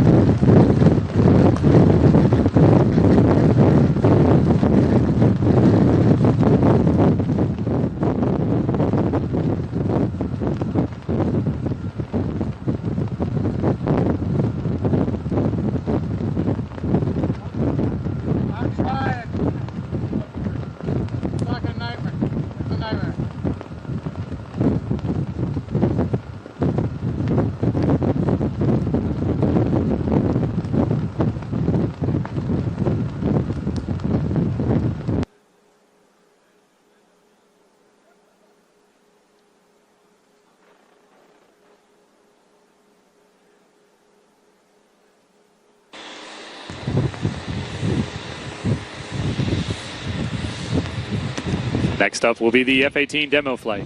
What you are about to witness highlights the mobility, versatility, and power of the most lethal carrier-based strike fighter aircraft in the world, the F-18 Super Hornet, nicknamed the Rhino.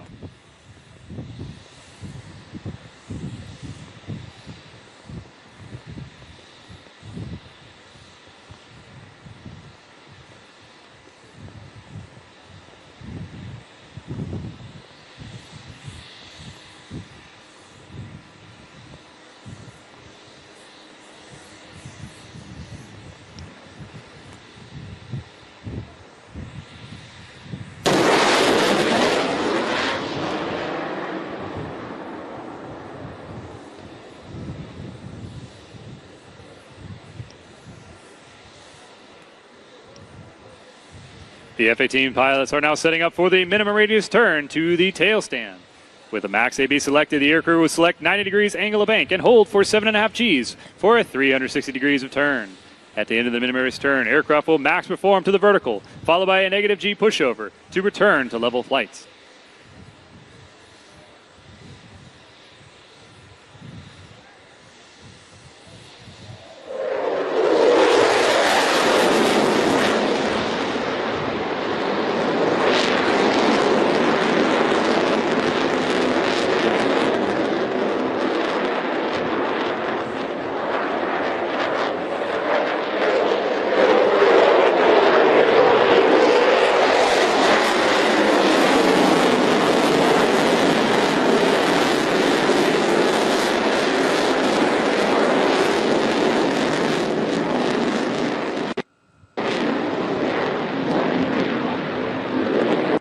Pilots are now setting up for the square loop. As the Super Hornets approach through the show center at 350 miles an hour, the pilot will rapidly reposition the nose 4 times, flying a distinct square path through the sky.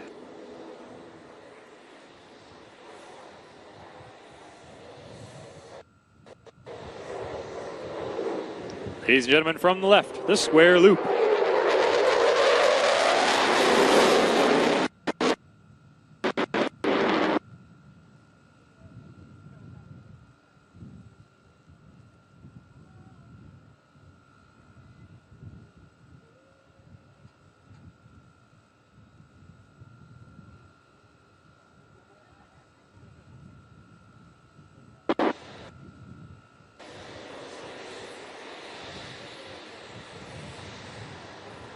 As the pilots push outbound, they are now setting up for the inverted whisper pass.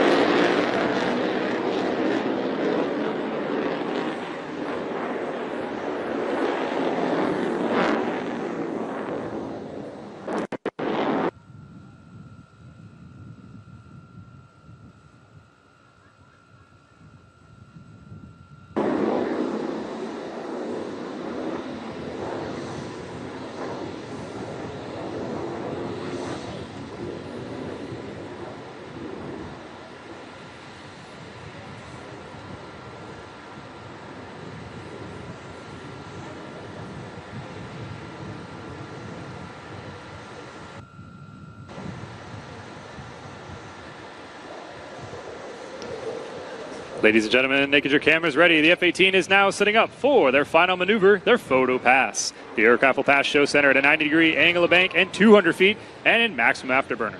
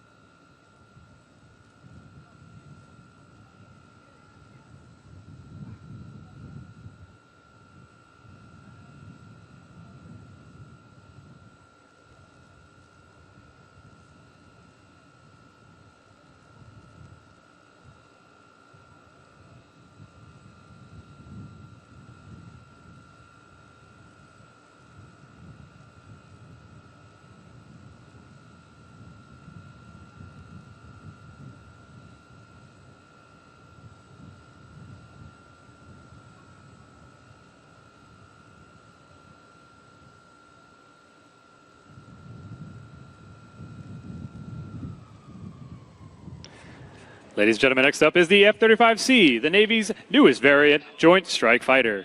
It is the only fifth-generation aircraft in the Navy's inventory and combines stealth with sensor fusion. The C model differs from other F-35 variants with its larger wings, increased fuel capacity, added ailerons, and enhanced landing gear, giving it the unique ability to launch and recover from the aircraft carrier at sea.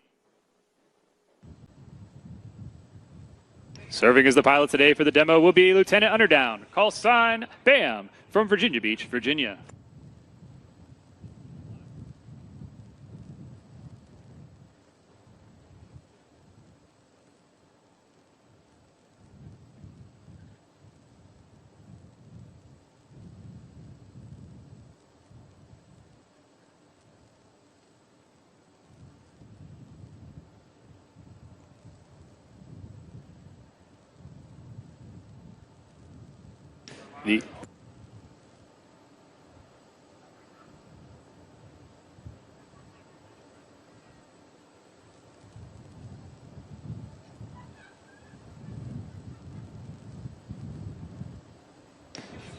Ladies and gentlemen, you are watching now the F-35C repositioned for the minimum radius turn.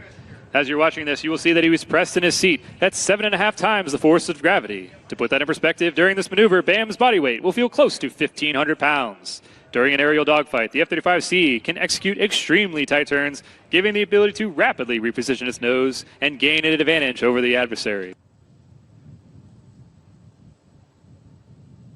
To now demonstrate the agility of the F-35C, Lieutenant Underdown will approach for the tactical pitch. From a speed of 300 miles per hour, BAM will select full AB, roll the aircraft 45 degrees, and show the F-35's ability to rapidly reposition its nose at high speeds and high angles of attack. He will then climb in the vertical, demonstrating the power of the Lightning II as he accelerates away from the ground.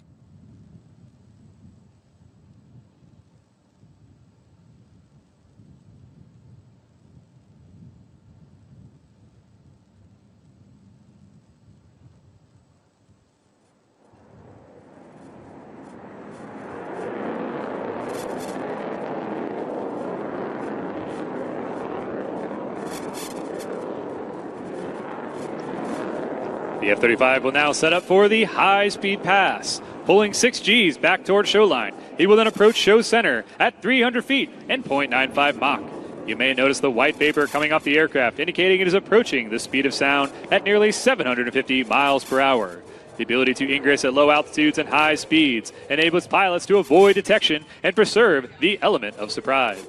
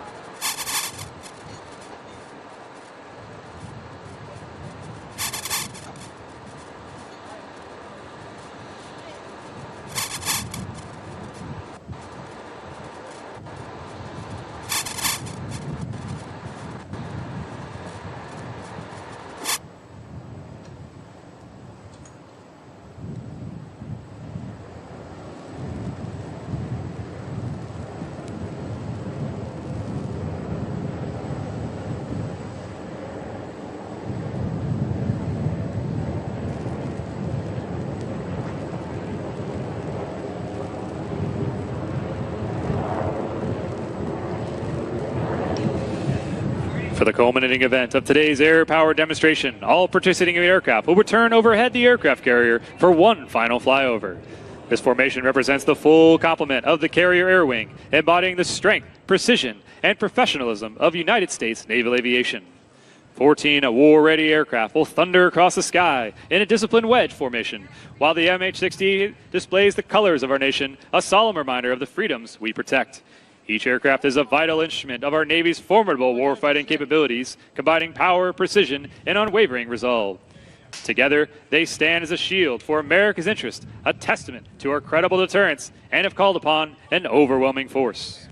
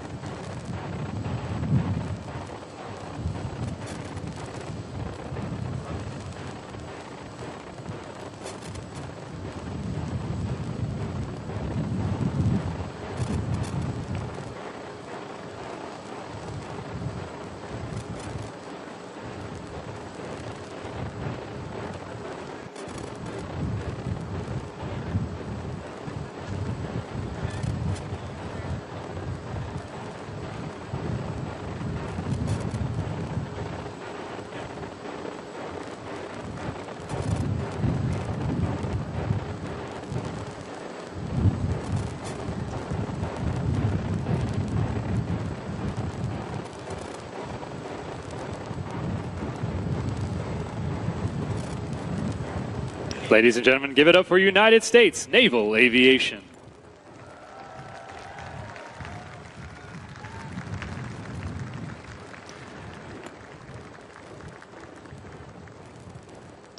Ladies and gentlemen, as we conclude today's sea power demonstration, we stand united in awe and gratitude for our United States Navy, a force forged in the crucible of history and the stalwart defender of American freedom for over 2 centuries.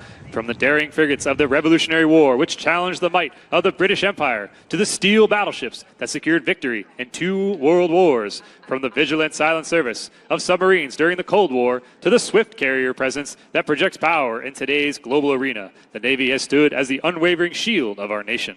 These waters have been the proving grounds of heroes like John Paul Jones, whose legendary resolve declared, "I have not yet begun to fight." They echo with great valor of the Great White Fleet that carried America's message of strength and diplomacy throughout the globe. They remembered the sacrifice at Midway and Leyte Gulf, where fate and freedom was decided in the open seas and the skies above. Today, as we witness the might and precision of this modern fleet, we honor the generations of sailors who have answered the call to defend liberty and uphold justice. Their courage, skills, and dedication have preserved the peace and prosperity we cherish. To the men and women of the United States Navy, you are the inheritors of this proud legacy, the embodiment of America's promise to stand vigilant and strong against our nation's enemies. We salute your unwavering commitment, your honor, and your sacrifice. May your sails always catch the winds of victory. May your watch be ever steadfast, and may God bless the United States Navy and the United States of America.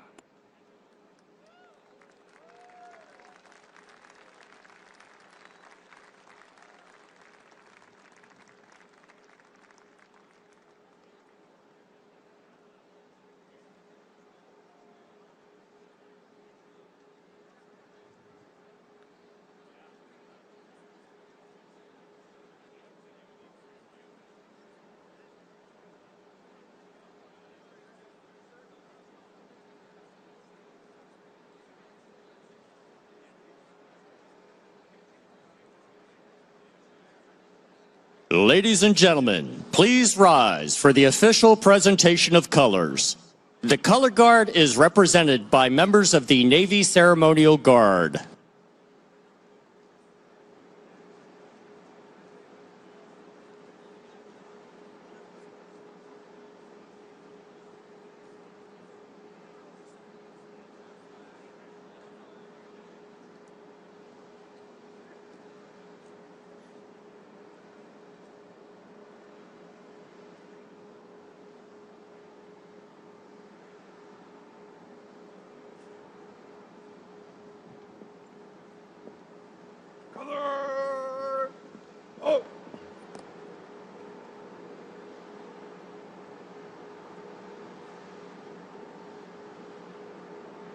Ladies and gentlemen, please remain standing for today's invocation, followed by the national anthem.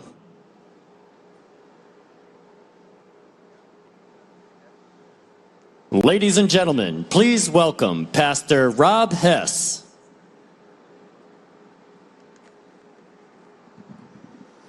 Let us pray. O God, creator and sustainer of life upon the seas, as we gather today on this historic 250th birthday, as one force and of one voice, we remember and we celebrate both our storied past and our proud heritage. With the origins of the Navy predating our independence, our Continental Congress knew that a fleet of sufficient force was necessary for protection of our colonies and even for freedom itself. With your hands and through your vessels, our Navy was born as a force for good.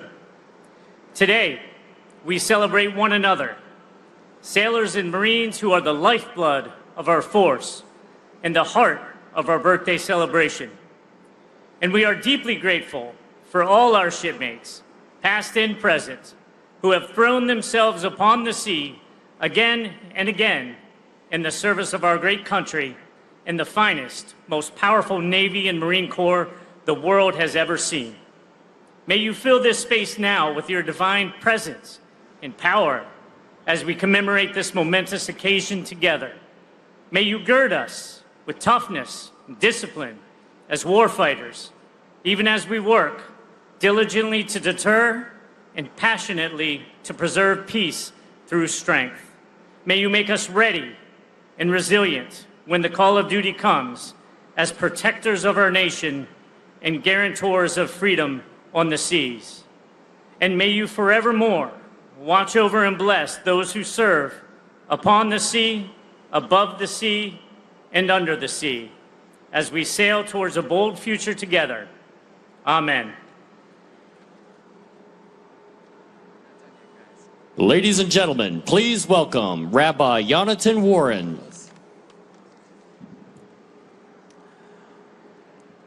We come together now to acknowledge and memorialize those who came before us. Eternal God, for generations they came, young, hopeful, enthusiastic to serve, to answer a call from their nation, from their communities, from you. We pray for them, for those who answered the call to serve in the United States Navy and in the United States Marine Corps. For 250 years, they came in times of war and in times of peace. They came because freedom, democracy, union, revolution ask it, require it, demand it, and they answered that call. They gave of themselves, of their intellect, of their vigor, of their spirit, and because of that, today, we stand on their shoulders and we are eternally grateful for their service. God, and Master of Healing, we ask you tend to the emotional and physical well-being of our nation's sea service veterans. May they never feel forgotten by those whose liberty they have so steadfastly defended. Lord, aid the caregivers who tend to their wounds. El Malei Rachamim, God full of compassion, hold close those who made the ultimate sacrifice, who died in the selfless devotion to the greater whole. May they be bound up in the bond of eternal life, and may they rest in peace. Lord, remember their parents, partners, children, and all the loved ones they left behind. Protect and comfort them, bring them peace, bring them grace. In this semi-quincentennial of our Navy and Marine Corps, may all assembled here, may all our fellow service members, and may our nation come to know and savor the blessings of true peace and security. May God bless us and our nation, and let us say, Amen. Ladies and gentlemen, please welcome Father Daniel Swartz.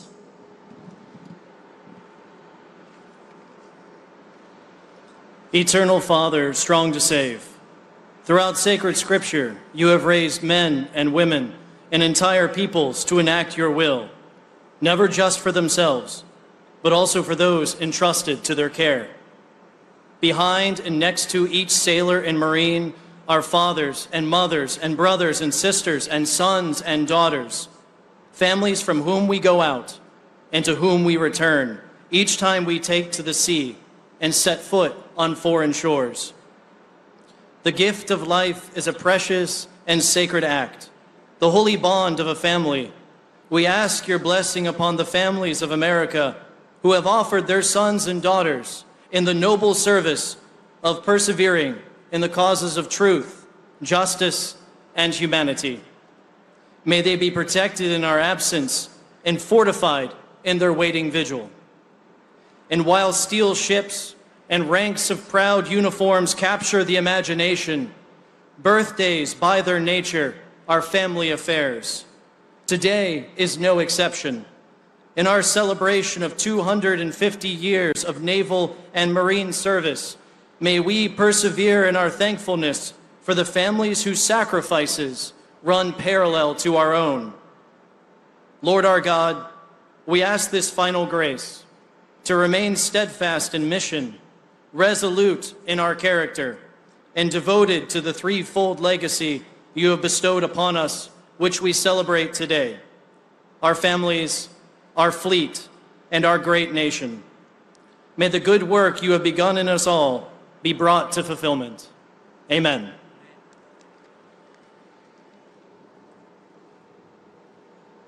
Ladies and gentlemen, please remain standing as musician second class Morgan Ramirez leads us in the national anthem. Oh, say, can you see by the dawn's early light what so proudly we hailed at the twilight's last gleaming, whose broad stripes and bright stars through the perilous fight o'er the ramparts we watched were so gallantly streaming, and the rocket's red glare, the bombs bursting in air, gave proof through the night that our flag was still there. Oh, say, does that star-spangled banner yet wave o'er the land of the free and the home of the brave?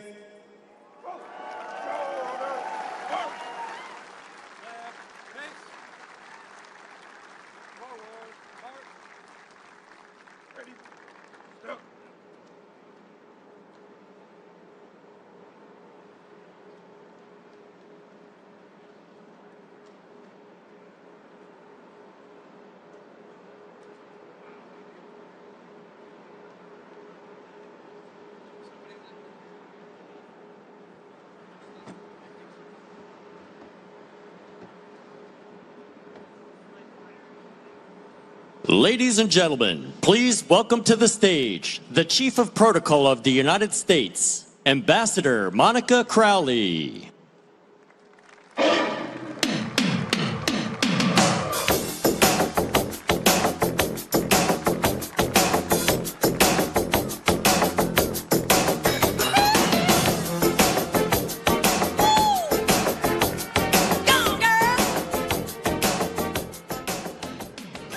Hello, Naval Station Norfolk.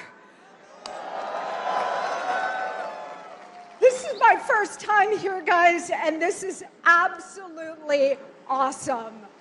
It's such a joy and an honor to be here at the world's largest naval base and home to the U.S. Navy's Fleet Forces Command.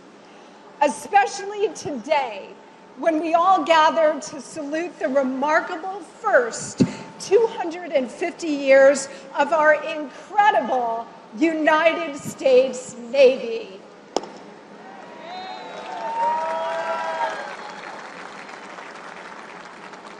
I am deeply honored to join President Trump, First Lady Melania Trump, Secretary Hegseth, Secretary Collins, Secretary Phelan, and of course, all of you to celebrate 250 years of naval power and American might. The United States Navy has a glorious and storied past of historic victories at sea. From the small but determined Continental Navy sealing American independence in the Battle of the Chesapeake, to victory over the Barbary pirates in the Barbary Wars, to the first battle of ironclad warships at Hampton Roads, to the Battle of Manila Bay during the Spanish-American War, to the Battle of Midway, which turned the tide in the Pacific Theater in World War II, to the biggest naval battle in history, the Battle of Leyte Gulf, which shattered the enemy's naval capabilities for the rest of the Second World War. The United States Navy has always protected and defended American freedom and brought glory upon glory to our great nation. Today, history sets sail again, and we all have a front seat to freedom in motion as we honor America's awesome sea power. This big birthday party for the U.S. Navy is part of a year-long celebration of our exceptional history and the start of a new era of American greatness. Today, we launch the next 250 years of supreme U.S. naval power and of American liberty, dynamism, leadership, and pride. And what an absolute gift it is to have President Trump in the White House during this epic moment in our nation's history.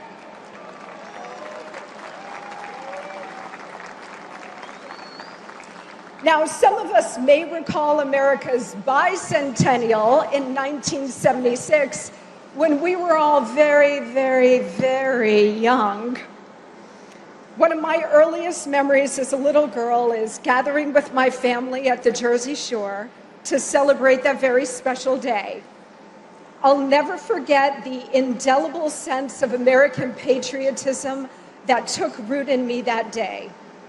I can't remember the specifics of July 4th, 1976, but I do remember gazing in wonder at the fireworks, holding red, white, and blue sparklers, waving a small American flag, and singing the national anthem with hundreds of others. Whether or not you remember every detail of that day, you do remember how you felt. Proud to be an American.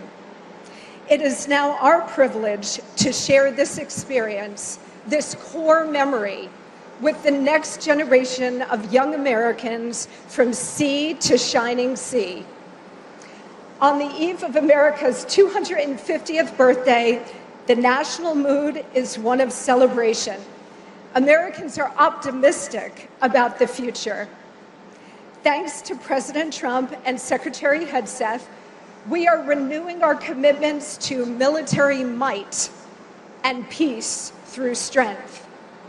We are working together to realign and reunite our great nation around our shared patriotic values and a renewed sense of civic pride as we sail toward July 4th, 2026. There is no greater champion for this new patriotism than President Donald J. Trump. I am so honored to be part of our national birthday party and to join with all of you in welcoming our exceptional Commander-in-Chief here today with the kind of tremendous reception he so greatly deserves. We are now in a moment in our history when, thanks to President Trump, we are turning the tide again, just as the revolutionary generation that founded our great Navy did. It is now our time to take big risks to save our country, and it is our duty to honor our past generations and their staggering sacrifices, for which we owe them a huge debt of gratitude. We are the natural successors to the Revolutionary War generation, fiercely independent, ruggedly individualist, faithful to God and to country, with a white-hot love of liberty and the unique, enduring American spirit. It's been said that great civilizations tend to not last more than about 250 years.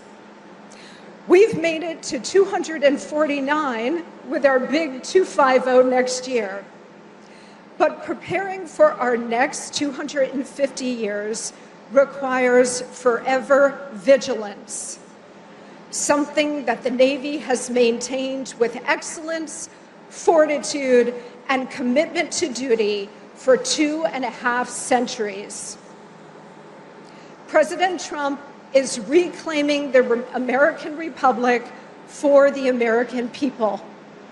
He is launching us into the next 250 years of American greatness, as he did in his first term, by delivering a strong economy, an enforced border and record low illegal immigration, a rebuilt, modernized military with record recruitment, a government that actually serves its people, and world peace. America first.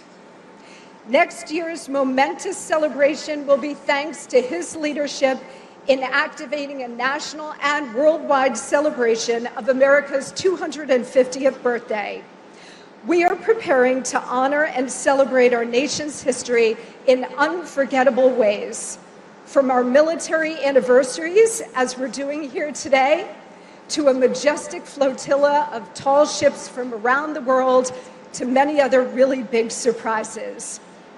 We know that this celebration will have a truly global impact, showcasing American power and leadership while promoting a future of peace and prosperity. America's 250th is so much more than just a date on the calendar. This moment will inspire a new era of American greatness. Not only will this be the most monumental and exciting celebration in American history, but it will spark a shared vision for America's future. And Lord knows we need that. Thanks to the Trump administration, next Independence Day will be a once or twice in a lifetime moment of sparkling American grandeur and patriotism. This is the new golden age. And with God's help, we will make America even greater over the next 250 years. And it's all made possible by the unmatched force of the United States Navy and the innumerable sacrifices of every man and woman who has put on the naval uniform. We owe so much of America's independence on July 4th, 1776, to the birth of the Navy on October 13th, 1775. Today, our hearts are filled with gratitude and pride for you, the men and women of the United States Navy, and your indispensable role in securing the first 250 and the next 250 years of American greatness. Happy birthday, U.S. Navy. Because of you, we continue to be the beacon of hope, a citadel of liberty, and a light in the darkness. Thank you. God bless you. God bless our Commander-in-Chief, and may God continue to bless the United States of America.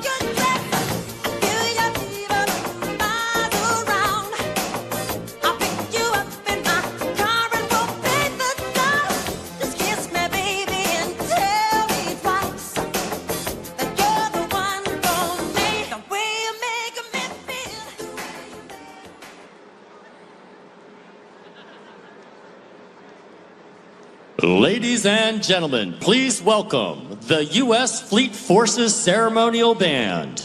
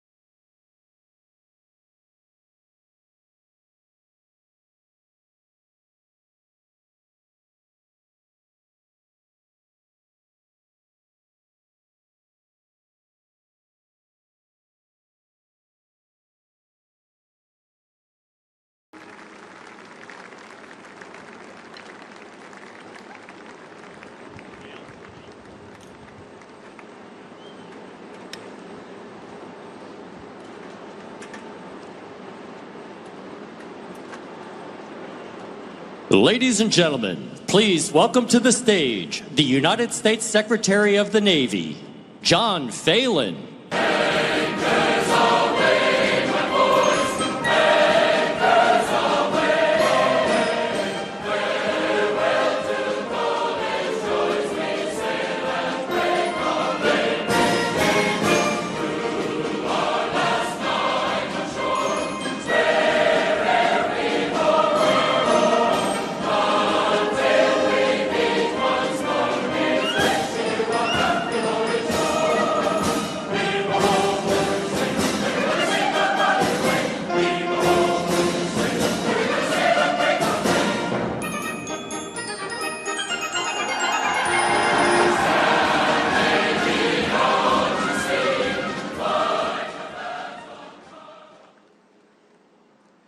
Good afternoon, Mr. President, First Lady. As always, it's great to see you. Mr. President, thank you for your leadership and support of our nation's armed forces. Secretary of War, thank you for your leadership in restoring our focus on the warfighter ethos. Secretary of Veteran Affairs, great to see you today, and thank you for all you do to support our Navy and Marine Corps veterans. CNO, Navy leaders, thank you for ensuring that our Navy and Marine Corps remains the preeminent maritime naval force. Governor, Lieutenant Governor, and members of Congress, thank you for being here today. After seeing today's display of naval power and standing on this pier surrounded by sailors, Marines, family members, and patriotic Americans, all I can say is that was damn impressive. Come on, give them a hand.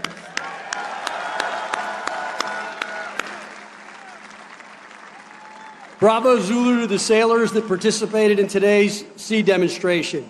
It is the honor and privilege of my lifetime to serve as your 79th Secretary of the Navy, especially as we kick off the Navy's 250th birthday celebrations. Thank you, President Trump, for your trust and confidence in me. Mr. President, your directive is clear: peace through strength, and we are executing it with your one big beautiful bill and your executive order on restoring America's maritime dominance. You've armed us with the authorities, resources, and urgency to modernize the fleet, expand our shipyards, rebuild the skilled workforce, deepen our magazines, and harden the infrastructure that wins wars at sea. 250 years ago, the Continental Congress made a bold bet: who controls the seas controls the future. This was the birth of our Navy, a testament to our historic significance. The Constitution states Congress shall have the power to provide and maintain a Navy. The word maintain means the Navy is intended to be a permanent, continuous institution of national defense and warfare. The founders understood the importance of having a Navy. George Washington, in a letter to the Marquis de Lafayette, wrote, "As certain as night succeeds the day, without a decisive naval force we can do nothing definitive, and with it, everything honorable and glorious." Today, 250 years later, history has proven that to be a superpower, one must be a sea power. Mr. President, your mandate ensures that when the world looks to the seas, it sees an American flag, and behind that flag stands a team that is disciplined, lethal, and dominant. Today, we showed the world what American sea power means: deadly precision, meticulous execution, raw power, and the will to use it. Secretary Hegseth, we are restoring the warrior ethos to this department of the Navy, not by slogan, but by performance. The Truman, right here beside me, sustained more than 50 days of Tomahawk launches and precision airstrikes to degrade Iran-backed Houthi capabilities and protect commercial shipping during Operation Rough Rider.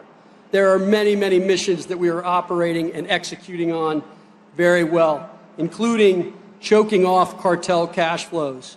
Between Operation Atlantic and Pacific Watch, we've seized over 450 metric tons of cocaine worth more than $11 billion.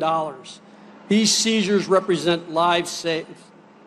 All these operations show us our fleet is ready to answer the nation's call 24/7, 365. The remarkable success is a testament to the bold vision of President Trump, whose leadership has ignited a renewed sense of patriotism, inserting more Americans to serve. I'm happy to say the Navy broke its recruiting record 4 months early So help is on the way for the high operating tempo you've been living through. To our Marines standing in the line with us, your grit and discipline give us a fighting force no adversary can match. Warfighters, you are the backbone of this maritime strength, keeping our nation safe and secure and prosperous. You prove every day freedom isn't free. President Trump thanks you. Secretary Hegseth thanks you. I thank you, and your country thanks you. We appreciate the sacrifice you and your families make, and we value your unwavering commitment to the mission. Sea Power is a family business. Your sacrifices are not unnoticed, and they are deeply appreciated. They may wear the uniform, but you share the honor, and we share the pride. God bless you, God bless our Navy and Marine Corps, and God bless the United States of America. Thank you.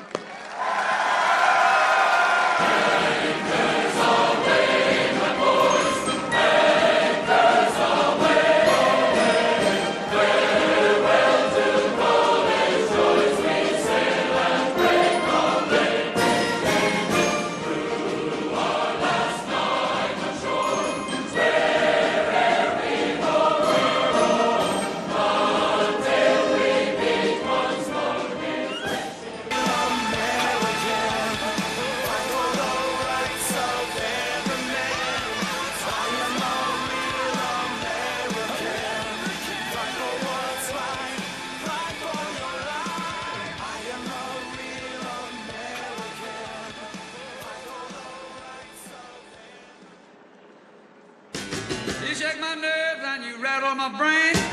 Too much love drives a man insane. You broke my will, what a thrill. Goodness, your wreckage is written balls of fire. I let you love all I thought it was funny. You came along and you moved, now honey, I changed my mind, looking fine. Goodness gracious, written balls of fire. You're kissing me, baby. Ooh.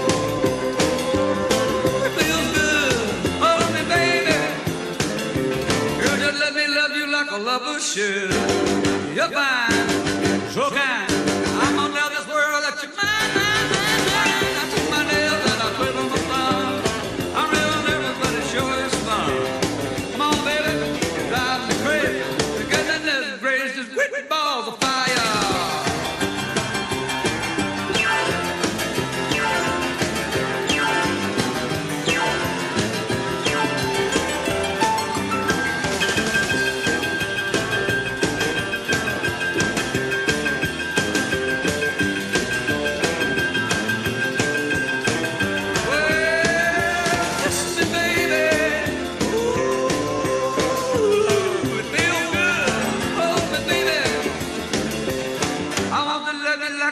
Should.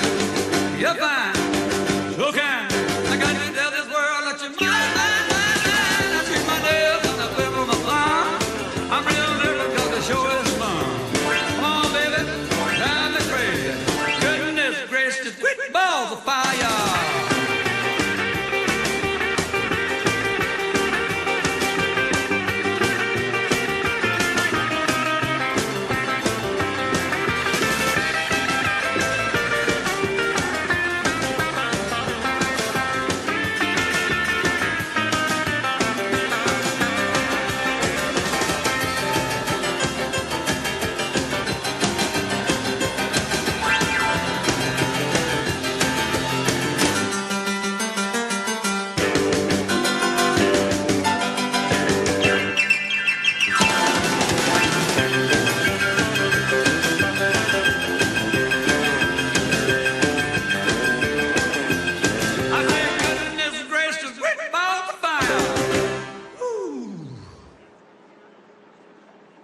Ladies and gentlemen, please welcome to the stage the United States Secretary of War, Pete Hegseth.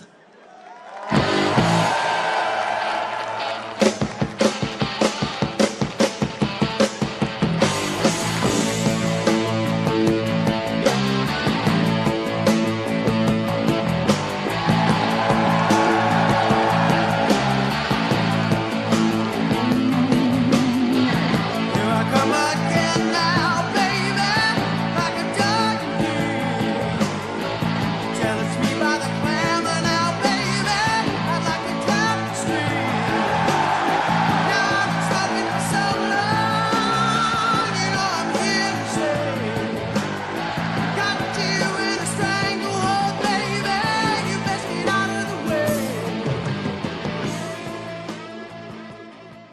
My goodness. Well, good afternoon. How are we doing, sailors?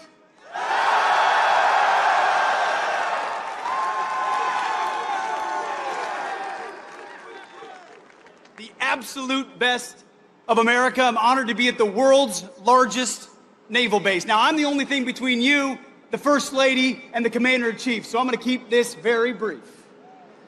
Looking out at all of you, I know you know why the President always says we have the strongest, most powerful, most lethal, most ready military on the planet, and he's going to make sure we keep it that way.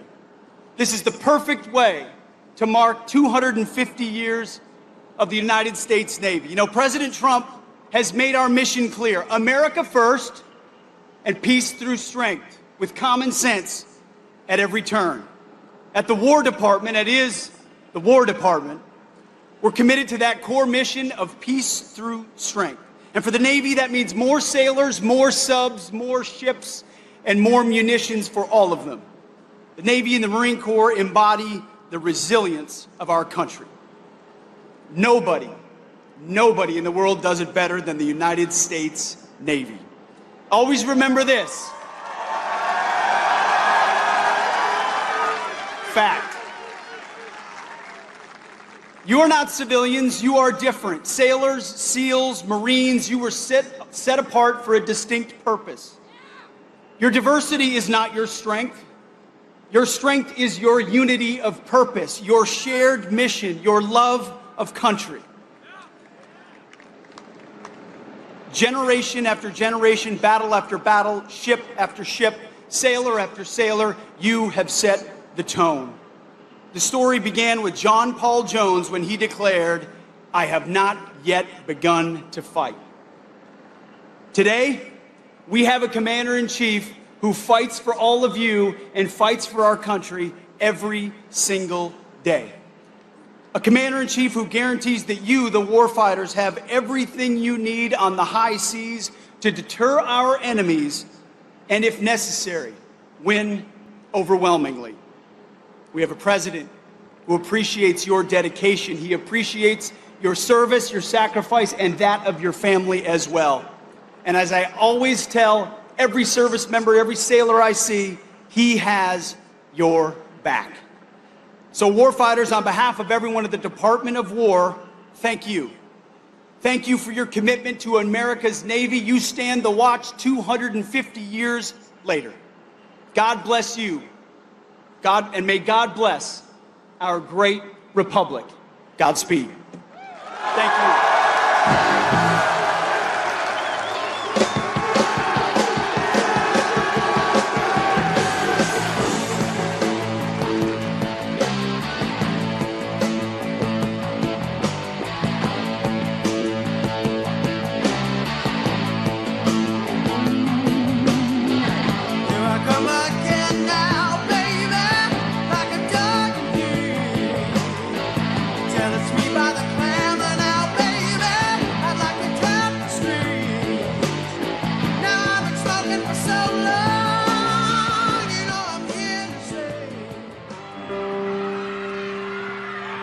Oh, I wish I was in the land of cotton. Old times there are not forgotten. Look away, look away. What? Look away, Dixieland. Sing it, fella. You on your own, man.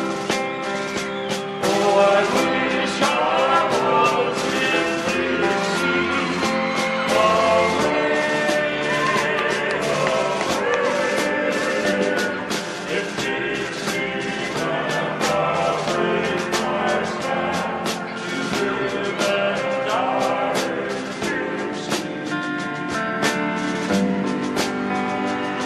For Dixieland, where I was born, early Lord, one frosty morn.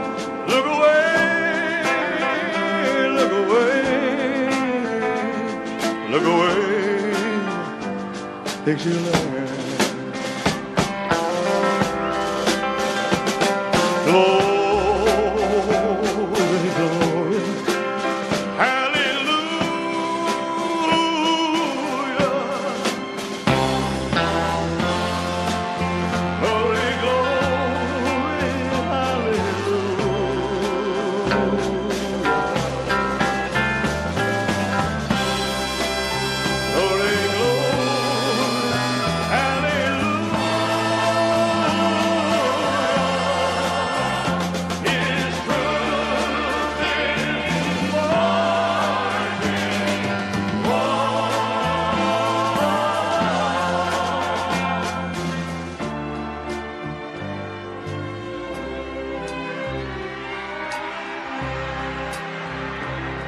So hush, little baby, don't you cry. You know that Daddy bound to die, but all my trials, Ladies and gentlemen, please welcome the First Lady of the United States, Melania.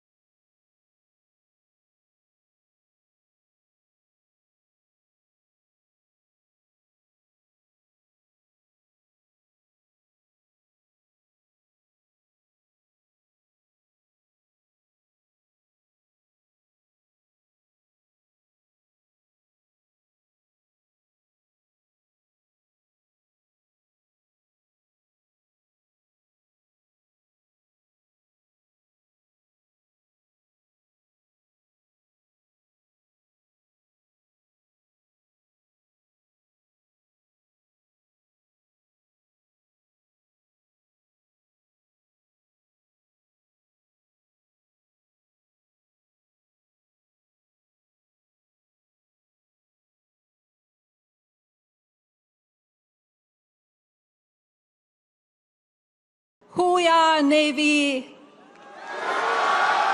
Hooyah, Navy! Hooyah, Navy! It is an honor to be with you to celebrate the 250th year since the United States Navy was officially established. Generations of sailors have kept America free because of their presence on the high seas. Your strength, bravery, and sacrifice inspires us all.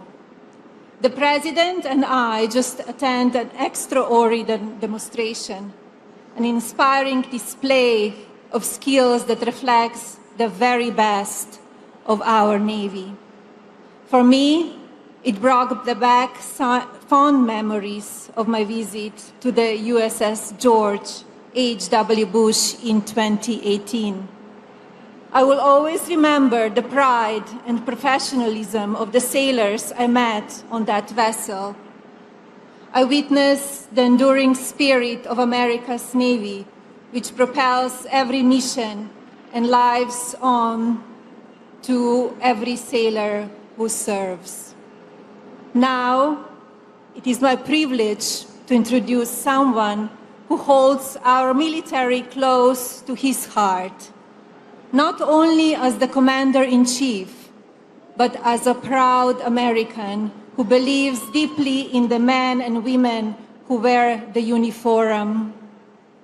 Please join me in welcoming my husband, the 45th and 47th President of the United States, Donald J. Trump.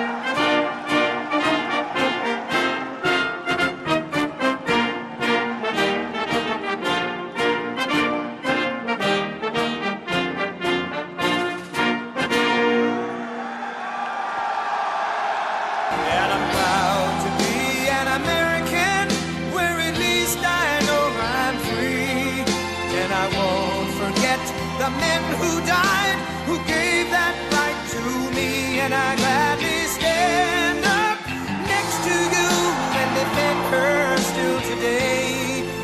'cause there ain't no doubt I love this land. God bless the USA.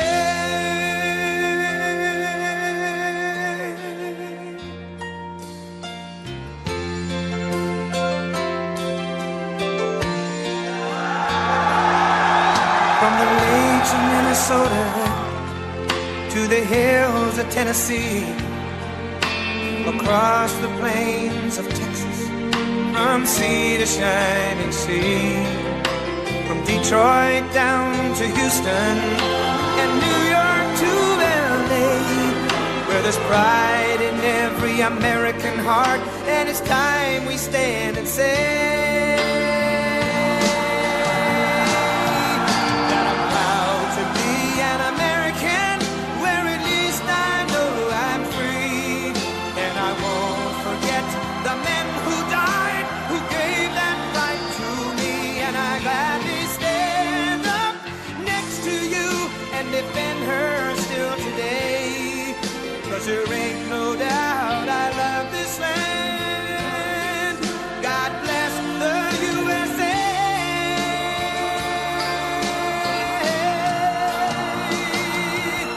And I'm proud to be an American, where at least I know I'm free, and I won't forget the men who died, who gave that right to me, and I gladly stand up next to you and defend her still today, 'cause there ain't no doubt I love this land. God bless the USA.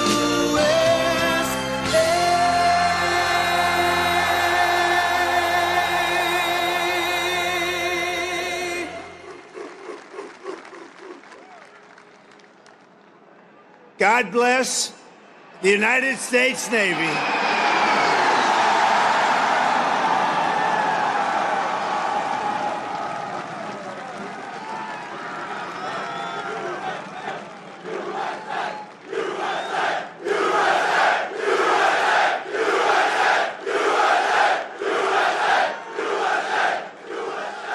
Well, that was good timing, wasn't it? Huh? We had to get that right. We had to get that right. But they always get it right. I was just given a display with a wonderful First Lady, the likes of which I think few people have ever seen before. We were a few minutes away, and the display of strength was absolutely incredible. We appreciate it. Thank you, Navy. Thank you very much. And I want to thank our magnificent First Lady for that introduction. People love our First Lady. They do. And let me say to all of the incredible sailors on this pier, it's great to be with the fleet, the fleet.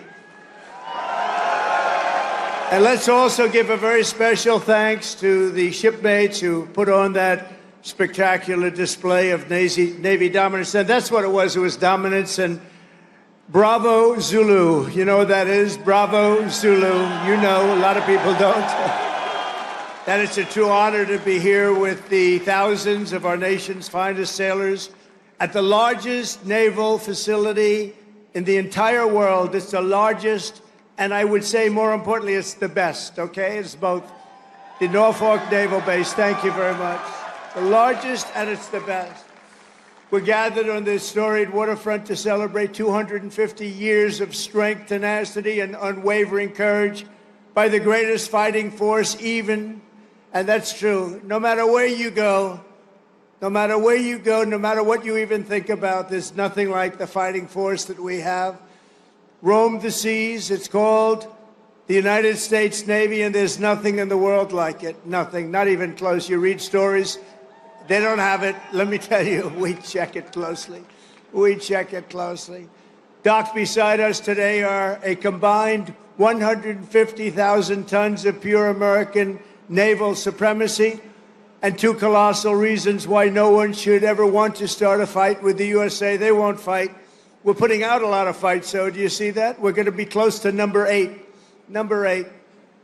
We don't want to send you into battle unless it's necessary, right? We're putting out a lot of fires. Maybe some of you will be angry. You'll say, what's he doing? We want to fight. You know what? If we can solve them the way I'm solving them, we solve 7. We have another one that's taken 3,000 years, and we're pretty close, but I don't want to talk about it until it's done. But let's give a big round of applause to the men and women of the majestic USS Kearsarge. Thank you. And let's hear it for the sailors of the USS Harry S. Truman.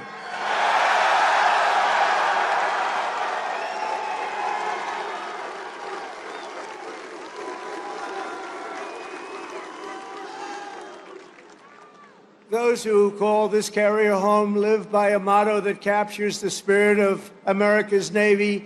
It's very simple. The words, give 'em hell, and we do give 'em hell. For 2.5 centuries, that is what every generation of American sailors have done. You've conquered raging oceans and braved ferocious storms to vanquish America's enemies on the high seas and distant shores. You've beaten mighty warships into twisted wrecks of steel. You've splintered vast armadas and sent the mangled pride of empire sinking into oblivion. You've surged the waters thick, danger, blood, brine, and through it all, the United States Navy has kept the stars and stripes soaring high and proud above those big, magnificent waves. You love doing it, too. There's not a thing in the world that you'd rather do, is there? Is there? No. I like your life better than mine, I have to be honest with you. Sailing on those beautiful waters all the time, you're so lucky. Because the American sailor never quits, never fails, and never, ever lets us down. They've never let us down. Thank you. Thank you. And we're honored to be joined today by service members representing every part of this great naval tradition. Our incredible surface warriors are the reason America's enemies tremble at the sight of a Navy ship haze gray or underway. The instant U.S. carrier, cruiser, or destroyer breaks across the horizon, every tyrant and adversary on the planet knows their choice is very simple. It's leave America in peace or be blown up in fire and fury never seen before. All over the world, people know of the skill, nerve, swagger, and sheer attitude of the boldest and most daring pilots on the sea, the U.S. naval aviators, and I just got to witness it with Melania. They land screaming jets on pitching decks in the dark of night with no room for error. There's no room for error. The greatest pilots in the world. And while Navy pilots rain down pain from above, the greatest adversaries fear the daring deeds of our silent service below.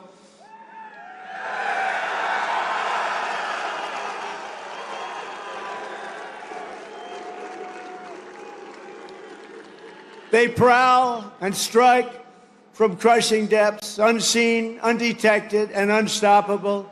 They are our brave submariners. Where are the submariners here? And they are brave. The most lethal weapon in the world, I will tell you, nobody knows where it is, and what it carries is nothing that carries weaponry like that. And we're 25 years ahead of any other country when it comes to submarines. Nobody's even close. Nobody can match us. No roll call of Navy warriors would be complete without recognizing some of the fiercest and most elite commandos in the history of war. They are the toughest, and there's nobody tougher. It's just nobody. That's what they tell me. There's nobody tougher. It's called the Navy SEALs. What do you think about the Navy SEALs? Where are the Navy SEALs? We're not going to mess with the Navy SEALs. They are great. Thank you very much. Incredible people. And of course, our enemies have learned to dread that special cast of warriors who have charged forward almost everywhere America has seized a stronghold or stormed a beachhead.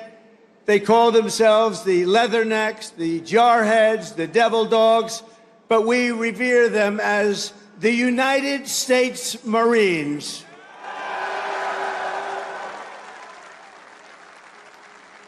Incredible people. Incredible people. With us today are some of those who have led these exceptional men and women. They've led them like nobody else. And I'll tell you, a person I'm very, very proud of. He has stepped up and he's hitting home run after home run. They love him. I want to introduce again a man who's just exceptional. I'm so happy with this choice. Secretary of War, Pete Hegseth. Thank you, Pete. Doing a job. I said, Pete, what do you think? You know, we used to call it Secretary of War, the Department of War, the War Department. Now we call it Defense. And I don't know, would you ever want to, you know, we won World War I. We won World War II. We won everything in between. We won everything before. And all of a sudden they decide to change the name. They went woke then too, you know. Woke is a long-term word. I said, what do you think about changing it to the Department of War? He said, I love it, sir. And that was about the end of it, right? That was the end of it. Thank you, Pete. Great job. He's a great leader. Also, Secretary of the Navy, a very, very successful man. He gave it all up to do this, and we're designing more ships. We have more ships being built shortly. We're going to have more great ships being built than we've ever had being built in the history of the Navy. John Phelan. John, thank you. Great job, John. He made a lot of money in the private sector, and I said, you want to do this, John? We need a lot of ships, so we need them fast. And he said, I want to do it. He gave up a lot, gave up everything to do this. But he's loving it, and he's doing a fantastic job. Chief of Naval Operations, Admiral Darrell Caudle. Admiral, thank you. Great job. Rear Admiral Gavin Duff.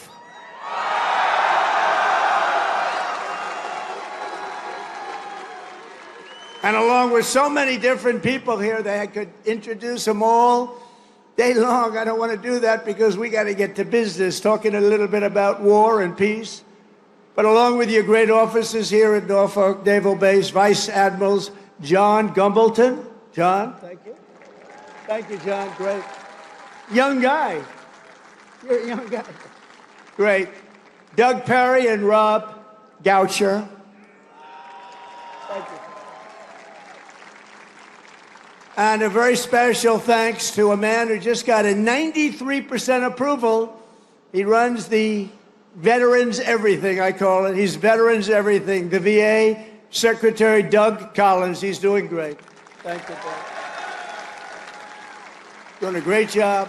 Ambassador Monica Crowley. Monica, thank you very much. A man that everybody loves. He was my doctor in the White House, and I got to know him very well. He was also the doctor for Barack Hussein Obama. Have you heard of him? And he was the doctor for a man named Bush. And at a press conference, they asked him, who's in the best shape? Who's the healthiest? Who's the strongest? Who's the best physical specimen of the three? He said, that's easy. President Donald Trump. And I said, I love this guy. I said, I love him. Ronnie Jackson, he's now a congressman, as you know. So he was an admiral. He was the chief doctor. He was the whole boss of doctors. And now he's a very, very successful congressman from Texas. Thank you, Ronnie, very much. And I appreciate those words. I'll never forget them. Jen Kiggins. Jen, thank you. John McGuire. Rob Whitman. Dan Crenshaw, Derek Van Orden. These are unbelievable, talented people that are with me, and they fight. Thank you very much, fellas. Thank you. Thank you very much, darling. These are great Congress. I say Congress warriors. That's what you have to be today in Congress if you're going to make it. I also want to recognize all of the newly pinned Chief Petty Officers. You got a lot of them here today. I had to approve it.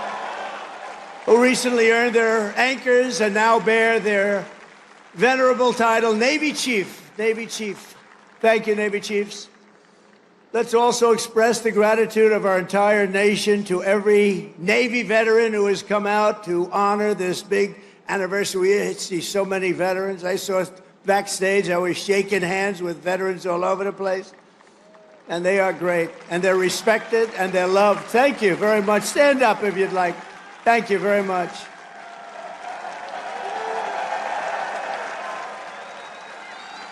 They're really loved. I saw it backstage. I saw so many veterans, and my hand will never be the same. Thank you very much. A great honor. And a very special thanks to the countless Navy families who support our sailors with such love and devotion. None of what are, and think of this, without them you wouldn't be celebrating today. Many of you would not be doing very well. Male or female, you wouldn't be doing very well. So we want to thank our family members, right? All of them. Parents, husbands, wives. Thank you. Thank you very much. From the American Revolution until today, the story of the U.S. Navy is a tale of loyalty, sacrifice, and commitment stretching back 250 years. So we're celebrating 250. I almost thought I wouldn't get to do that because I was president in 2016, and then they rigged the election on me.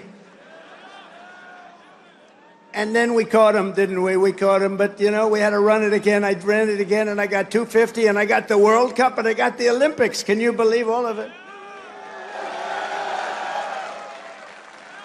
In my first term, I was the one that got the Olympics. I was the one that got the World Cup. And I said, you know, the sad part is, maybe I'll go, maybe I won't even be invited because it won't be during my term. I would say, if we're a Democrat, I might not be invited. They don't love me exactly too much. And then when this happened, now all of a sudden they got all three. But you know what's the most important? 250 years is the most important, above World Cup, above Olympic. But we got them all coming. And on June 14th, next year, we're going to have a big UFC fight at the White House, right at the White House, on the grounds of the White House.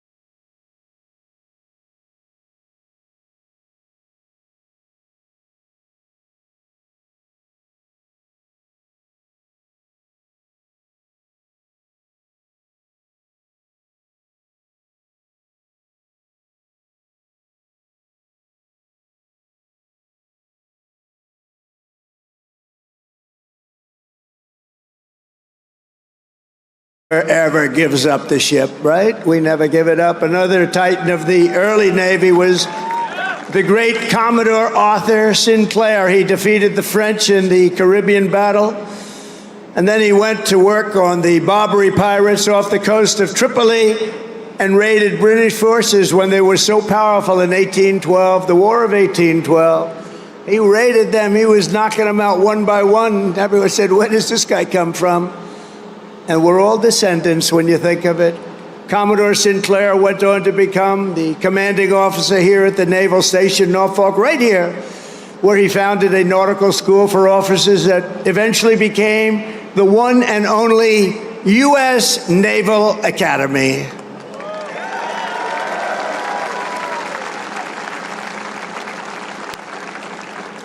And I'm going to be at your Army-Navy game this year. Who am I going to root for, huh? You may be surprised. It's going to be great. We're going to be here. Generations of the Commodore's descendants have forged their own towering legacies of service in the Navy, and we're joined today by his fifth great-grandson, Commander Link Mustin. Where is Mustin? Commander Mustin, where are you?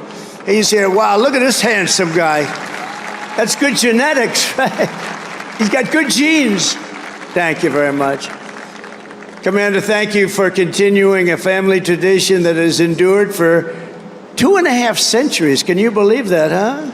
I wonder if they were as good looking as you. I doubt it. You just got better with age, right? Congratulations. Is that young man your boy? Wow. He beat you. They beat you. That's what we want to see. Over the generations, our Navy sailors raised Old Glory above the streets of Veracruz, sent the Spanish fleet to its watery grave in Manila Bay, and buried the vicious German wolf packs at the bottom of the sea. Those were vicious, vicious wolf packs. They were brutal. They were hitting us hard, and then we came up with the answer, didn't we? We came up with the way to knock them out, and we were knocking them out so fast they didn't know what to do. It was really the end once we discovered the secret through some brilliant minds. A lot of them are descendants of the people here right now. In every era of conflict, the Navy has never failed to hunt, kill, and to win. Never failed. Never failed.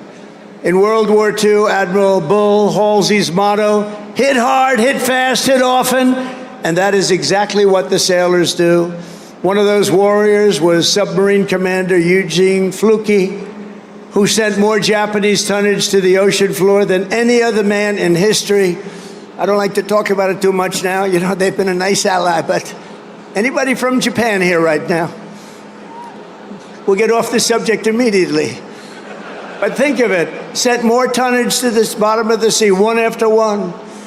Aboard the famed USS Barb, he destroyed a Japanese tanker and a carrier with a single salvo to his men's chagrin. They were very concerned about it. They didn't think we could do that, and he just knocked them out one after another. And again, torpedoes were flying, but his greatest feat came when he spotted 30 enemy ships at port off the coast of China. You know that, a very famous story. Commander Fluke ordered his men to their battle station, slipped into the harbor, and sank 6 vessels at one time before taking off into the beautiful, wild blue ocean. He received 4 Navy Crosses, the Legion of Merit, and the Congressional Medal of Honor. That was a brave guy. In recognition of the incredible achievements of the USS Barb under his command, this December we will lay the keel of a brand new Virginia-class submarine bearing that same legendary name, and his grandson, Tom, will be there to pick it up. Tom is with us today, and I want to thank you for keeping that great legacy around. Where is Tom? Oh, look, stand up, Tom. Great. Good, Tom. Thank you. That's good. That's good genes too, Tom, isn't it? Huh? That's good stuff. Thank you very much, both, for being here. From Midway to the Coral Sea to Leyte Gulf, American sailors fought the most epic naval battles in history. And at Normandy, the Navy led the greatest armada ever formed to deliver the single largest invasion force the world has ever seen. One of the sailors who did it was Felix Maurizio. who enlisted at age 18 and trained right here in Norfolk, trained right here. On D-Day, June 6, 1944, Felix manned an amphibious landing craft that did 6 harrowing runs to Omaha Beach. You all know about it. These are all famous fights. He delivered hundreds of American troops into the battle, including his brother Sal. Felix lost so many of his friends that day, but he kept fighting. He kept going out there, getting more soldiers, getting more of everything. He just kept coming. They couldn't stop him, and went on to serve in the Pacific under the great Admiral Nimitz. In February 1945, he spent his 21st birthday landing Marines on the blood-soaked sands of Iwo Jima, one of the bloodiest, toughest battles ever. Historic battle. 6 months later, he was aboard the USS Talladega in Tokyo Bay. When Japan surrendered, they said, I don't think we want Felix hitting us anymore. And he retired as a Chief Petty Officer in 1966. This year, Felix celebrated his 100th birthday, and he is here this afternoon as a living testament to the glory of the United States Navy. Wow.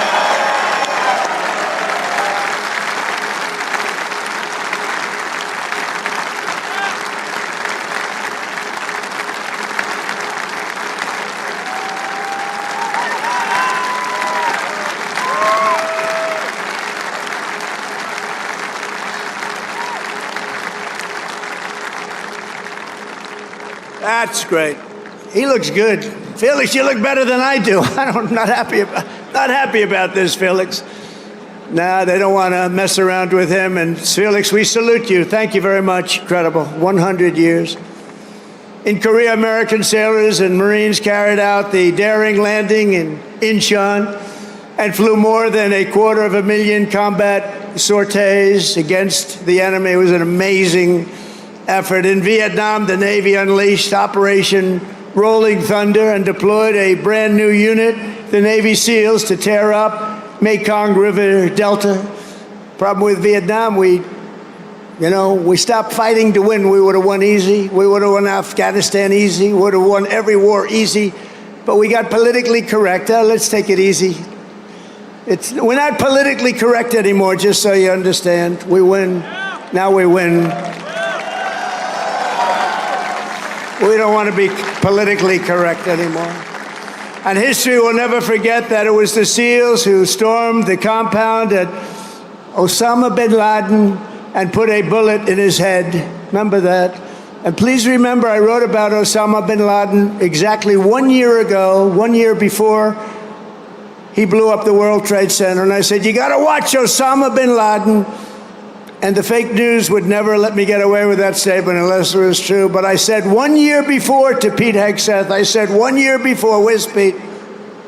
In the book, I wrote, whatever the hell the title, I can't tell you.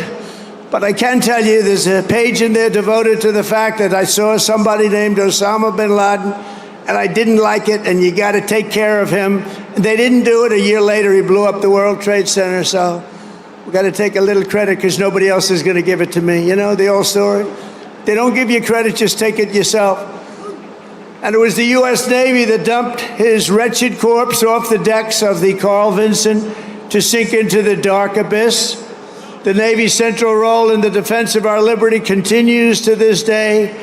Just a few months ago, the Ohio-class guided missile submarine played an indispensable part in one of the most spectacular military feats the world has ever seen, the obliteration of Iran's nuclear sites in Operation Midnight Hammer. How did that work out? Pretty good, right?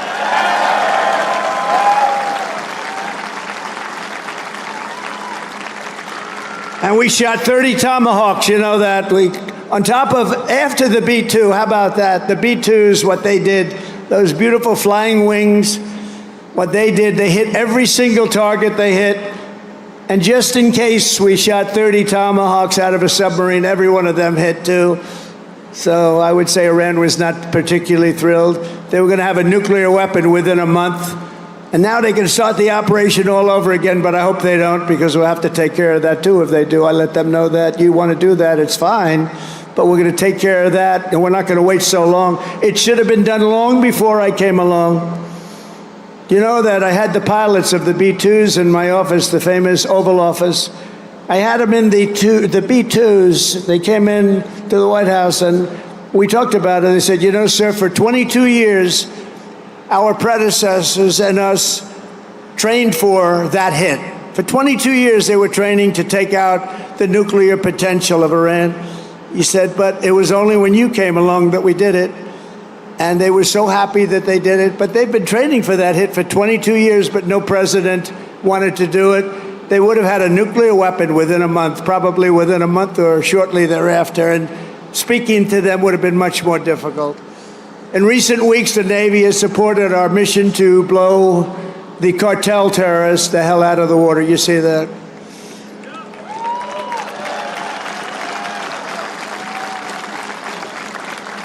And you know, there are no boats in the water anymore. You can't find any. We're having a hard time finding them.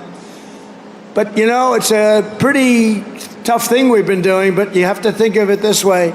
Every one of those boats is responsible for the death of 25,000 American people and the destruction of families. So when you think of it that way, what we're doing is actually an act of kindness. But we did another one last night. Now we just can't find any. You know, it's the old story. We're so good at it that there are no boats. In fact, even fishing boats, nobody wants to go into the water anymore. Sorry to tell you that. But it's we're stopping drugs coming into America, if that's okay. We're stopping drugs at a level that nobody's ever seen before. Last year, we lost, I believe, 300,000 people. And that's not talking about the destruction to families. Every one of us knows families that have been destroyed because the son, daughter, even mothers and fathers are destroyed by the fentanyl pouring in and drugs pouring in. Well, they're not coming in by sea anymore, so now we'll have to start looking about the land because they'll be forced to go by land. And let me tell you right now, that's not going to work out well for them either. And it was the Truman carrier strike group that unleashed American fury on the Houthi terrorists in the Red Sea.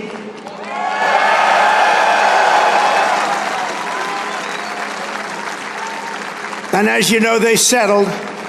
But they settled because they made the statement to us, we've never been hit like that ever before. And earlier this year, conducted the single largest airstrike from an American carrier in history. That was the largest ever. I want to express my personal thanks to every single sailor who contributed to these phenomenal victories. We only know victory. We're only going to know victory. We don't want to know the other word. We want to know victory. We're going to have great victories in the years to come. Well, at least for almost 3.5 years, we're going to have great victories. I want to thank a group of women from North Carolina. Look at these great. Will you stand up, please? These beautiful women have followed me. This is number 151. You could call a rally. This is sort of a rally. Let's face it. This is a rally. This is a speech of love. We all love our country. But that group is from North Carolina. They're up to about 151 visits. They have a whole group of them.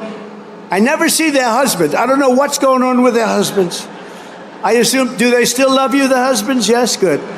But I want to thank you. 151, they've been following me since 2016, and you look even better now than you did then. But I want to thank you very much. It's a really group. They love our country. They like Trump, but you know what they really do? They love our country. And we have the right policy, right? We have policy. We don't want crime. We don't want men playing in women's sports. We don't want transgender for everybody.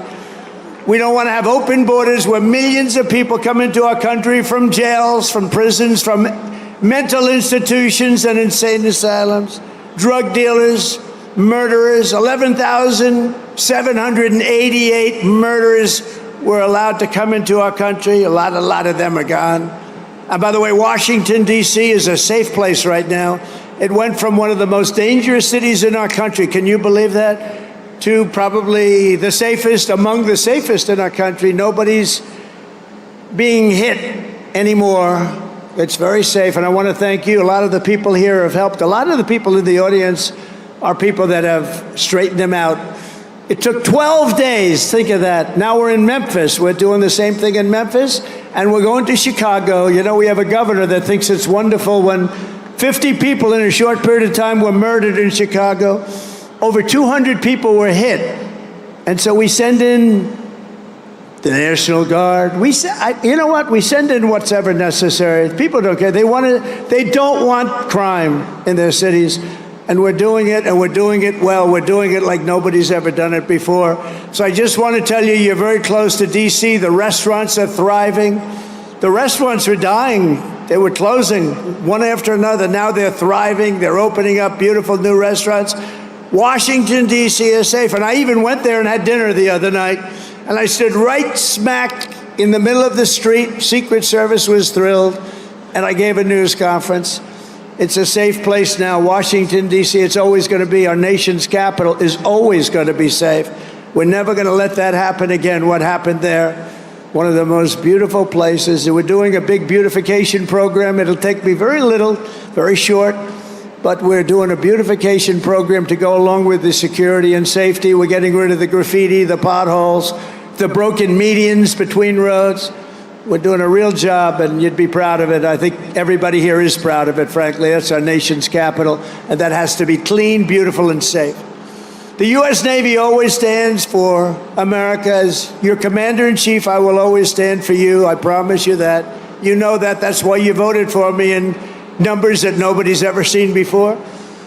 And I want you to know that despite the current Democrat-induced shutdown, we will get our service members every last penny. Don't worry about it.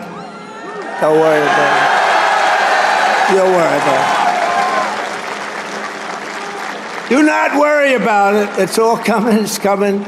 And even more because I'm supporting the across-the-board pay raises for every sailor and service member of the United States Armed Forces. But we have to take care of this little gnat that's on our shoulder called the Democrats. They want to give all of our money to illegal aliens that pour into the country. And, you know, I have a bigger heart than they do. But the problem is when you do that, they come in by the millions. Everybody wants that, so you can't do it. But I've also pledged the largest ever investment in our military's history. We're spending over $1 trillion.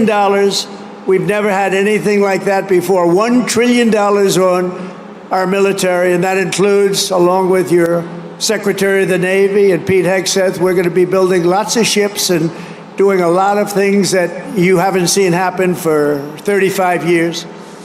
We'll soon revitalize our once great shipyards with hundreds of billions of dollars in new investments and people coming from all around the world, and they're going to build ships in America. We want to build in America. And as I told our generals and admirals last Tuesday, we are getting wokeness the hell out of our military. It's gone. It's really gone. I don't know that it was ever really here. I think some of the top people had it. I knew a few of them that they were major losers, but they were losers. Unlike our great general, the chairman of the Joint Chiefs of Staff, who may be here, Dan Raisin Cane. You know Raisin Cane? When I heard his name, I said, that's the guy I'm looking for. But he's been an amazing warrior, and, you know, he was the one headed up the attack on Iran, and everything he's touched has turned out great. He knocked out ISIS, so I was told it would take 4 to 5 years to beat ISIS. When he came on board, he did it in 4 weeks. We knocked him out in 4 weeks. 100% of the ISIS caliphate. Is Dan Kane here? He is, you know why? Because he's working. That's the one thing. We don't have to worry about him.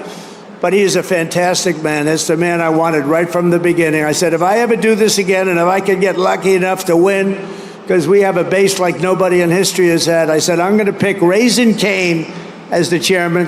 And that's what we did, and he's been incredible. We will not be politically correct when it comes to defending American freedom. That's why we have renamed the Department of Defense at Department of War, as I said, and we have changed the name of the Gulf of Mexico to the Gulf of America. That was easy.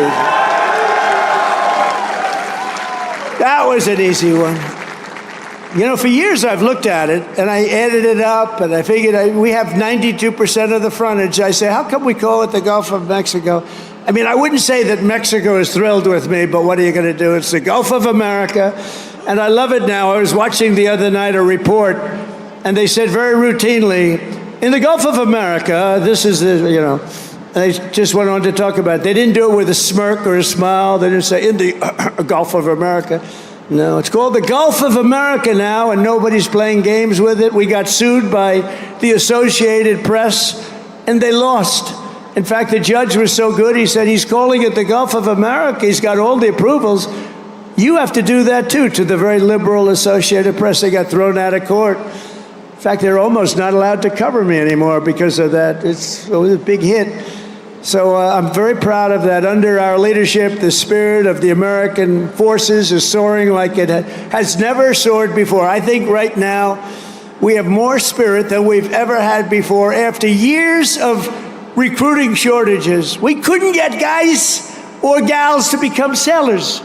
1 year ago, they didn't want to be a sailor. Although I must say, once I said we're going to run, a lot of people, it made it better. But let's go back 2 years, and it was even worse.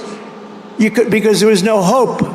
We had this horrible, horrible president who had no clue what the hell was happening. The chances of him walking down those stairs successfully were not good. And I have to be careful, because one day I'm going to probably fall.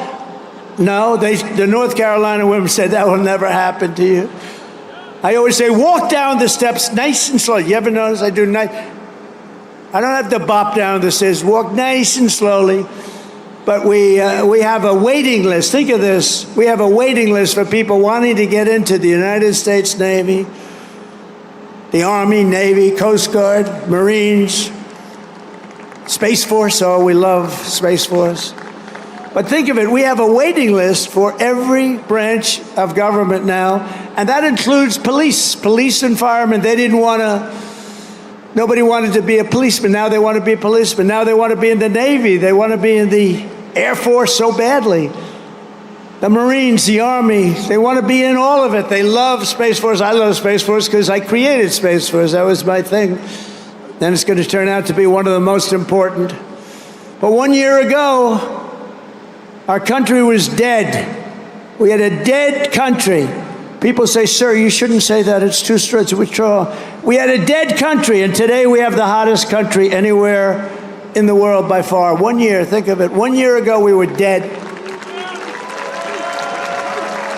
The king of Saudi Arabia said to me, President, 1 year ago, we thought we lost America. We thought it was a dead country, and now you have the hottest country anywhere in the world. He said that. I use this term. And I'm pleased to say that 2025 was the Navy's single best recruiting year ever. Not bad. So you went from those embarrassing headlines of a year ago. Think of it. Nobody wants to go into the Navy. How does that make you feel? Now you have a different problem. You know what the problem is? Everybody wants your job. I like that better, right? No, but nobody's going to take your job. You were with us when it was not as nice. It wasn't as nice. Those are the people I like the best, too.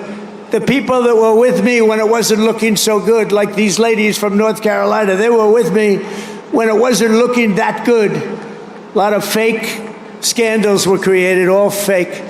One of those eager new recruits is 18-year-old Aiden Rollins, a recruit like I'm so proud of. Aiden's father was a sailor, his grandfather was a sailor, and after 4 years of Navy ROTC, it is Aiden's turn to carry on that tradition. When he enlisted in April, his father, Daniel, a Navy veteran, was so inspired that he decided to re-enlist too. Wow. I'm delighted to say that father and son are here with us today representing the future of this great fleet. Please, Aiden and your father, please stand up. But wow.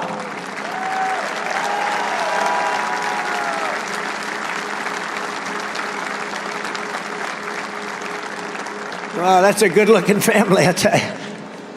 Thank you both. That's a great story. Beautiful. Your father looks pretty young, Aiden. I mean, he's a young-looking guy. Every sailor, aviator, submariner, and shipmate in the Navy inherits a tradition of excellence and daring, power and glory unmatched in the long saga of mankind's voyage on the sea. From that first ship, the schooner Hannah, to the awesome sight of a modern carrier battle group underway, The U.S. Navy has always been the iron will of a proud and mighty nation pushing forward through the currents and over those big, beautiful waves, through the spray of raging combat and the fog of naval war. America's sailors have proven time and again that our Navy does just the best job there is. Anything having to do with sailing the oceans, there's nobody to compete. We own the skies, we stalk the depths, and we rule the seas like nobody has ever ruled the seas. From Boston Harbor to Hampton Roads, from the Philippine Sea to the Red Sea, from the Guadalcanal to the vast, great Atlantic Ocean. Our sailors have seized triumph upon triumph. We don't know anything about defeat. We heaped honor upon honor and carved greatness and splendor into the pages of history. We only talk about the Navy and only use that word, splendor. We also say victory because that's the other. We have splendor and we have victory on gun decks and flight decks, in torpedo rooms and cockpits. They have poured out their blood, sweat, and tears and offered their very lives to defend this land between the seas. They have crossed icy canals, leapt from burning wreckage, plunged into frigid waters, soared into deadly skies, and slashed across the mine-infested bays to claim American victory and to defend the cause of liberty, to defend, quite frankly, the American flag.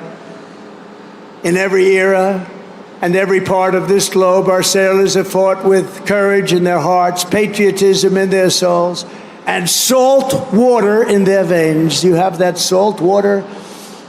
Don't let the doctors change it. Keep it, because there's nothing like it. There's no blood like it.